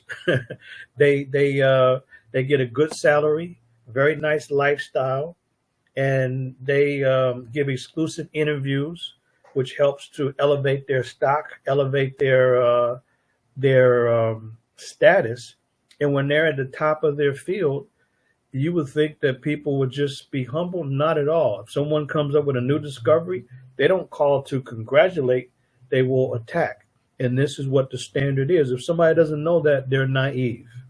This is exactly what happened. This is why Michael Cremo and his colleague wrote the book Forbidden Archaeology. Forbidden Archaeology. In other words, archaeological discoveries that have been attacked. So this is why Forbidden Archaeology is a very important resource, because Cremo is putting together archaeological discoveries in one book. And he uses the case of Dr. Virginia Steen McIntyre at Huey Lactical, Mexico, to show that not only did the Bering Strait theorists, they like the Bering Strait Mafia, not only did they end Dr. McIntyre's career as a respected researcher at the U.S. Geological Survey. The last I checked, she was working at a nursing home as a gardener, but they don't allow anybody to challenge them. So that's why I call them the Bering Strait Mafia. They've ended a lot of careers because they're defending their turf just like a gang member or a thug would do. And you say, well, why would a scientist? Because it's about money, clout, and influence. That's why. And that's what we have in early American archaeology. This is why I spend time on it, to teach students research methods and introduce them to a lot of the original records and the evidence. And I say, you make your mind up. Here's the evidence from Neves and Guidon and all of the other scholars. What do you think? What do you think you're looking at? But it's so many different sites. There's no way to deny all of them. And that's exactly the first unit. That's actually the first unit in my U.S. history class, part 1, and we deal with the Bering Strait theory. And then by the time we finished the Bering Strait theory, meaning people migrated from the north, from Asia into North America, and became the first inhabitants of the Americas about 14 to 15,000 years ago. That's what the theory is. But by the time we learn the theory and look at the evidence against the theory, then students know why we refer to it accurately as not the Bering Strait, but the BS theory. The BS theory. Okay. Now, I'm just curious. You're talking about different archaeologists. Are you familiar with Dr. Albert Goodyear at the University of South Carolina? Archaeologist at the University of South Carolina? No, I don't think I am. Okay, so I first found out about Dr. Albert Goodyear from my friend who's now an ancestor, Dr. David Imhotep. And Dr. David Imhotep wrote the book, The First Americans Were Africans, Documented Evidence. And actually, when the article from the New York Times that I just showed you, when it came out in 2014, I sent that to him as well, because he's been saying that the African presence in a lot of these areas is older than what we've been told. And he gave the example. He was the one that told me about 56,000 years ago in South America, in Brazil, specifically Brazil. So I just wanted to ask you about this. So there's an article, and the jury is probably still out on this discovery, but this dealt with this. Article came out. All the news outlets had stories on this. This particular one is from NBCnews.com. Mastodon bone findings could upend our understanding of human history. And this article is from, if people want to read it, April 26, 2017. But the main thing that I wanted to focus in on here is they mentioned Dr. Albert Goodyear, and I'm familiar with some of his work. But the article, going to your point, how archaeologists who put forth evidence that contradicts the status quo in archaeology, especially evidence that goes against the Clovis cultural model or the Clovis model, they are attacked.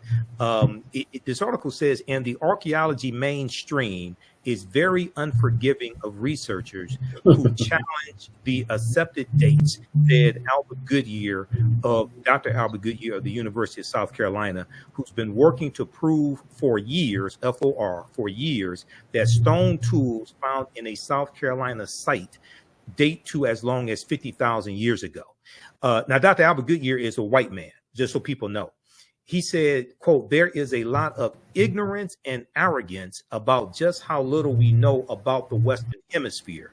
And so he was not involved in this discovery in San Diego dealing with the mastodon skeletons. He said, these things are very controversial. Okay, very controversial. But he did say the discovery in San Diego is compelling. And let me see. Now, okay, so just go ahead and comment on that. And the reason why I wanted to bring that up is because the discovery that he made in Allendale County, South Carolina in 2004, he and his team said they found 13 different types of evidence documenting a presence of humans here in this land. So it'd be the South Carolina, Georgia area.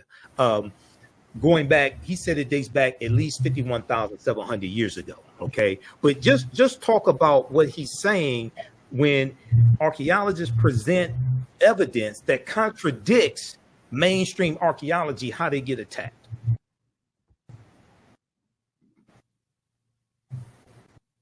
Can you hear me? Thank you. It's kind of in and out, but yeah. So I think, yeah, to talk about, well, that's a one of a number of episodes where people have been attacked because they challenged the Bering Strait Mafia. And the Bering Strait Mafia, they're very fierce. They're fighting for turf. It's not about evidence. It's about ideology and maintaining their turf and their financial status. Because like when people have textbooks, they make a lot of money, and students are the victims of it. That's why there's a movement for zero textbook costs, or ZTC. Wow. And so that's big. And so like on our website, for example, for our classes at Contra Costa College, there's a symbol now, whether or not you have a zero textbook costs, because that's the position now to protect students from this high pricing of textbook. But that's part of the revenue stream. plus doing exclusive interviews for the History Channel or National Geographic. Yes. That's another revenue stream. Plus, they get grants and fellowships. That's another revenue stream. So when newer scholars come about and they find something that directly contradicts the dates and details presented earlier, then what we're asking these folks to do is to be honest. Right. And potentially give up a very nice lifestyle, and they're not willing to do it. So this is why they usually close ranks and they attack. And when he walked away, you might have heard it, but this is why Michael Kremer wrote a book, Forbidden Archaeology, because there's a lot of these examples where not only is the archaeological evidence challenged, but the people and their credibility is challenged. So I use Dr. Virginia Steve McIntyre. She had nothing to gain by making something up. She's a credible scientist, asked to come in, date the site, and then was attacked and her career destroyed. But there's a number of examples like that, because the barrier is this: anything older than 14 to 15,000 years ago upturns the theory. Yes. So the theory no longer makes sense. So yes, we know that people migrated in from the north. But the part of the theory that doesn't make sense is that this is not the first time people came into the Americas. That's the part that breaks down. Yes, we know they migrated in, but there were people already in the Americas. So that example that you're referring to from South Carolina is one of many, many examples throughout North America, Central America, South America, that flat out and directly contradicts this position. Like the footprints at Puebla, Mexico. Right. These are documented by credible sources. This was like a Discovery Channel on their site. I found this this was 2003. I think it's 2003. So it's been 2 decades. And Page and Ferrata, 1986. Monteverde, Chile, this was 1998, reported in the New York Times. Right. So even in mainstream press. So this is what happens. People promote dates. There's a skull in Del Mar. Once people promote dates, they're going to get attacked. So the question is, do you stand by your evidence? Most times people adjust. They lower the dates to make it closer to the 13, 14, 15,000-year-old Clovis barrier, so that they can keep their career. That's what most of them do. It's a career move. It's not about evidence. It's about saving my behind so I can keep a job type of position. That's what they do. McIntyre didn't do that. She stood on the evidence, and people around her ran away because they didn't want to have their careers destroyed. So there's so many examples, and people are not willing to give it up because they're defending their turf like a vicious gang member would do. But they're operating in the academic arena, and that's what makes it more troubling, because without thought, people think, oh, yeah, well, scientists are honest. No, the scientists are the ones who are the leading distorters of historical evidence and data. That's what they're about, including Samuel Morton and the rest of these folks who are creating wild ideas about human remains. So that example, brother, is one of a number of them that should be known about. Right. I just want to give this source here, and then we're going to wrap up with your book, and you can tell people again how to get your book. So this was an article. I learned about Dr. Albert Goodyear from Dr. David Imhotep. Everybody can go read this article. This is from ScienceDaily.com, and there were other articles when this came out. This article came out November 18th, 2004. Called New Evidence Puts Man in North America 50,000 Years Ago. Here's a picture of Dr. Albert Goodyear. Like I said, he's a white man. And this if this is true, this puts an African presence in North America 50,000 years ago. But this is the discovery that he and his team made in South Carolina. And he has been attacked. And I quoted him in that article from 2017. He has been attacked, and the establishment archaeologists are trying to disprove his discovery. And the reason why is, if they have to admit that there were people here before the Clovis culture in New Mexico, people are going to find out that these were African people. If you have evidence that the first people in this land that we call the United States of America, or what some Native Americans call Turtle Island, were African people, game over. Because the consciousness of African people will be transformed overnight. because we're largely taught that we first came to this land conquered by Europeans, shackled in chains. Okay, when we learn that this was our land stolen from us, you're going to have a seismic shift in the consciousness, and the establishment archaeologists and white supremacy in general can't let that happen. Go ahead and wrap up with your book. Yeah, well, the thing I would add from a research methods point of view is that to all of the articles, it's incumbent for the primary researcher to go to the original study, because when the articles come out, that alerts the public about a new discovery. But all of the articles that come out, they'll indicate the research team, who led the team, and what institution they're affiliated with, as well as where the original study is published.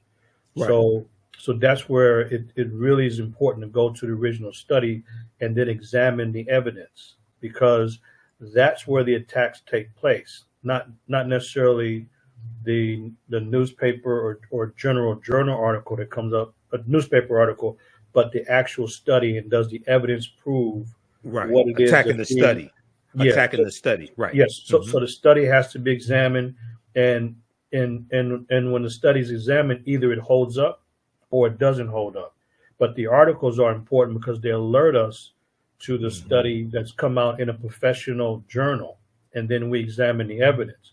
And honestly, sometimes they hold up, sometimes they don't. But the bottom line is, the mainstream, their position is none of it's going to hold up because it would upset and overturn their position. So they're attacking the study because it is outside of the boundaries and the historical time frame that they've already presented. So what it is? It's like this: is that when you're looking at early American settlements, or American, I don't mean the U.S., but the early settlements in the Americas, it's like a puzzle. And when you're finding pieces here and there, you get an idea of what you have. And people are familiar with a jigsaw puzzle. You don't need to have every piece to understand the puzzle. So what happens is that when these people, the mainstream, the BS theorists, they want people to think that there's a shorter time period and people came from Asia first, but that's not what the evidence says. That's not correct at all. People were here much longer than that.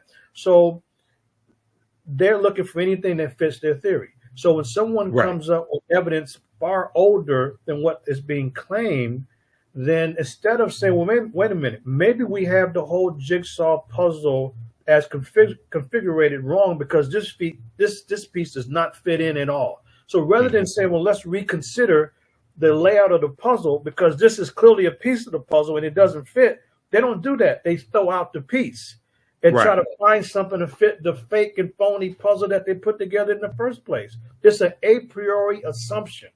It's a prior assumption that doesn't fit the evidence, and that's what we deal with. So that's why it's really incumbent of going directly to the study to see, because there's been some claims that have been challenged, and probably rightfully so, but there's a whole body of them that are absolutely credible, that cannot be overturned, that can't be credibly challenged, but the Bering Strait theorists somehow do challenge it, and so that they can reach the conclusion that they know better, and therefore let me keep my prominent lifestyle and my prominent name out there because we got there first and we know better than anybody else, and that's pretty much what happens. So it's always amazing.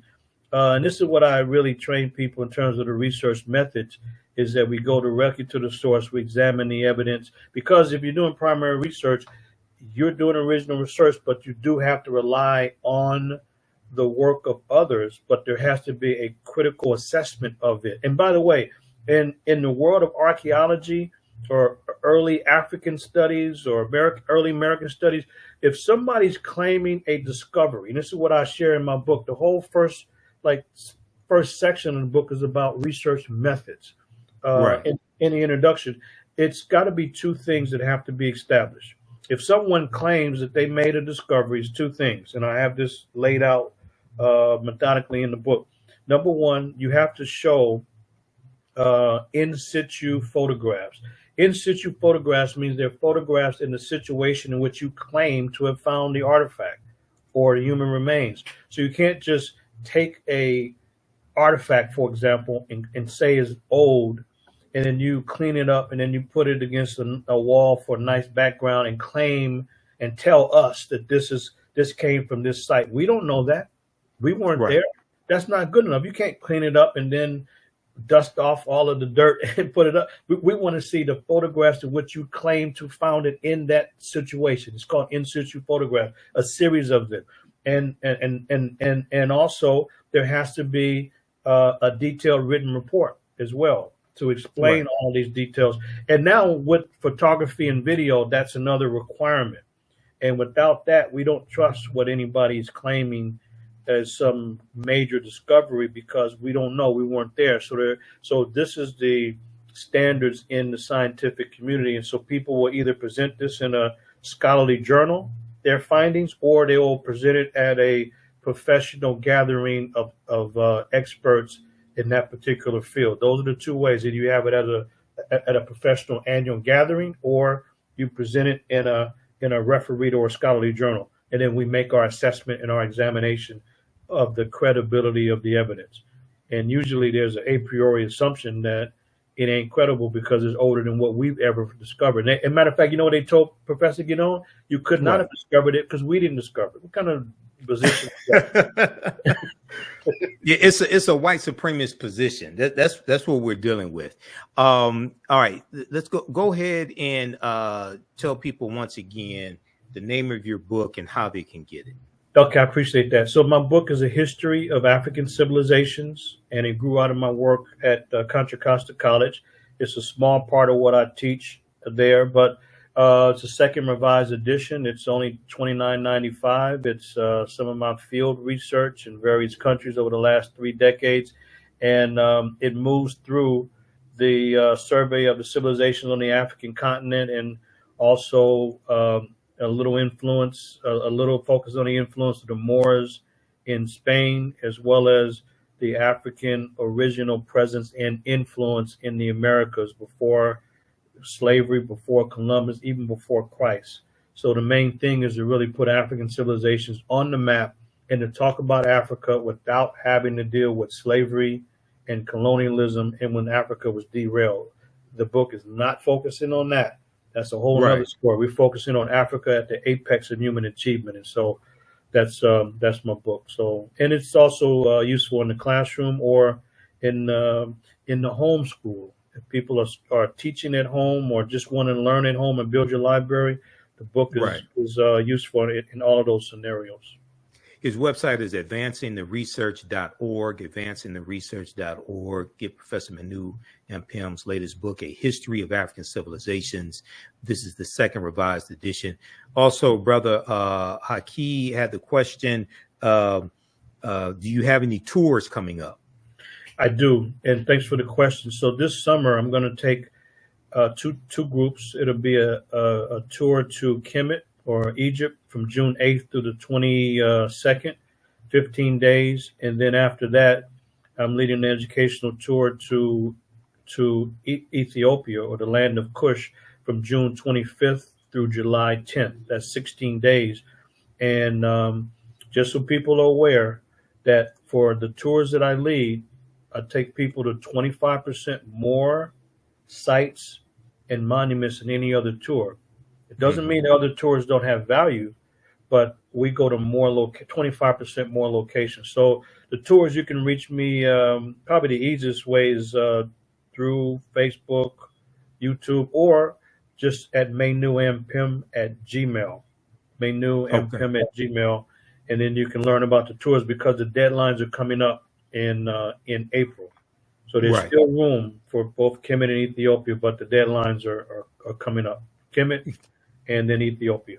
Can people contact you through your website, advancingtheresearch.org? Yes, they can. Yeah, they can contact. Click on contact and click on contact us. Contact us and at the top of the page.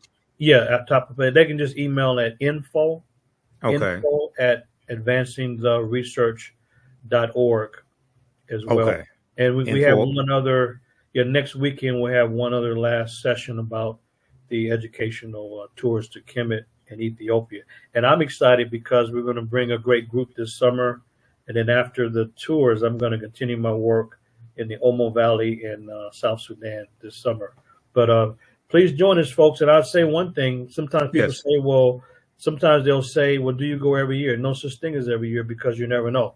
Like, for example, COVID disrupted travel, and so did the Egyptian revolution, or what they call the Arab Spring in 2011. It disrupted. So twice in a decade, we had situations where no one can travel to the area. So you never really know. But we're going this year. So check it out and come learn. Yeah, come learn, have a good time.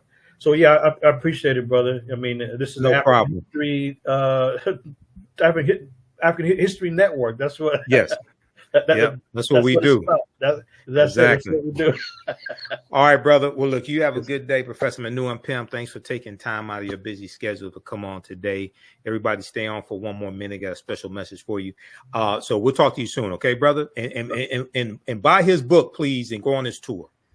All right, brother. Peace. Michael. Okay, brother. All right. Peace. Hotel. Peace. Hotel. Peace. All right, everybody. That is Professor Manu Ampim. Be sure to follow us here on our Facebook fan page, The African History Network, my YouTube channel, Michael Imhotep, Imhotep. Follow us on our social media platforms as well, on Twitter and Instagram. We have the information here on the homepage of our website, AfricanHistoryNetwork.com. You can also register for the 10-week online history course that I teach, where we deal with thousands of years of history and what leads up to the transatlantic slave trade taking place. This is a class that I created the curriculum. I've been teaching it since 2017, on and off. Ancient Kemet, the Moors, and the Ma'afa, understanding the transatlantic slave trade, what they didn't teach you in school. So the class is discounted to $60. We're going to do about 12 class sessions, including the first session, which was the overview. We have the class lesson plan here for all 10 or 11 class sessions as well. So you can see the type of content that we cover. You can download the class lesson plans here as well. So we deal with thousands of years of history and what leads up to the transatlantic slave trade taking place. We look at some ancient African civilizations, not just ancient Kemet, but also Kush, Ethiopia. We look at Great Zimbabwe. We look at Hannibal Barca and Carthage. We talk about the African Moors as well. We have a preview of the class here also. So you can register for it. Click right here to register for the class. We do the sessions live. All the sessions are archived and recorded, so you can go back and watch it anytime. So a year from now, 2 years from now, you have full access. You can go back and watch the entire course, okay? Our next classes are Saturday, April 6th, Saturday, April 13th, April 20th, April 27th, 2024. And we do the classes usually 2 p.m. to 5 p.m. Eastern Standard Time. We may have one last class session after April 27th. We have to see how much we can cover, okay? But as soon as you register, you can start watching the content. And we're going to post the link right here, so you can start watching it right now as soon as you register for the class. The content is PG-13, so you can use this with your children. There are 80 to 100 articles that we reference in the class. There's like 15 books. You don't have to buy any books to follow along in class. And we talk about this here in the lesson plan. Okay, we can't start studying our history and slavery. Even when we study the transatlantic slave trade, which is important, we can't start in 1619 or the 1440s. When the Portuguese get involved, we have to deal with hundreds of years, deal with the 800-year occupation of Europe by the Africans known as the Moors, also deal with some of the history of the Khoisan, who go all around the world. There are 200 slides, over 200 slides that I put together in our PowerPoint presentation that we'll look at. There are 80 to 100 articles that we'll reference. So I picked out the articles. There are 15 books that we reference. So we show you excerpts of the book on the screen. You don't have to buy any of the books if you don't want to. They're good for your library if you want to. Also, we'll look at excerpts of interviews that I've done with some of our scholars, like Professor James Small, Professor Kabahai Kamene, Anthony Browder, Tony Browder, who wrote Nile Valley Contributions to Civilization, and Egypt on the Potomac. We use those two books. Those are two of the books we use in the class. Also, we'll look at excerpts of interviews that I've done with Runoko Rashidi and some other scholars also. Okay, so we do the sessions live. All the sessions are recorded. You can go back and watch it anytime. All right. That's Ancient Kemet, the Moors, and the Ma'afa, Understanding the Transatlantic Slave Trade, what they didn't teach you in school. If you want to support the African History Network, another way you can do so through, now this is the show I did deconstructing Candace Owens, the lies she was telling on the Breakfast Club. This is part 1 of the fact check. This was 2.5 hours. And we got into some deep history. I provided sources, dispelling a lot of the nonsense she was talking about. Part 2, we're going to do that on Sunday, April 7th. It'll be 8 p.m. Eastern Standard Time here on the African History Network show, because we're going to get into the lies that she was talking, saying that Donald Trump would be better for America. Donald Trump is better for Black people, things like this. We can go through and point by point dispel all that nonsense she was talking about. Listen to the African History Network show Sundays, 9 p.m. Eastern Standard Time on Facebook and YouTube. We're listen to the podcast also. It's a podcast from, search for the African History Network show, or click right here, the link for podcast.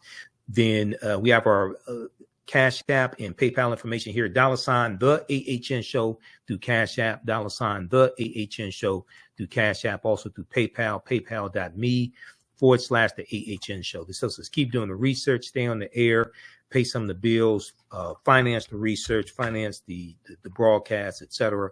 Pay for these services that I have to use to do these broadcasts and run the African History Network.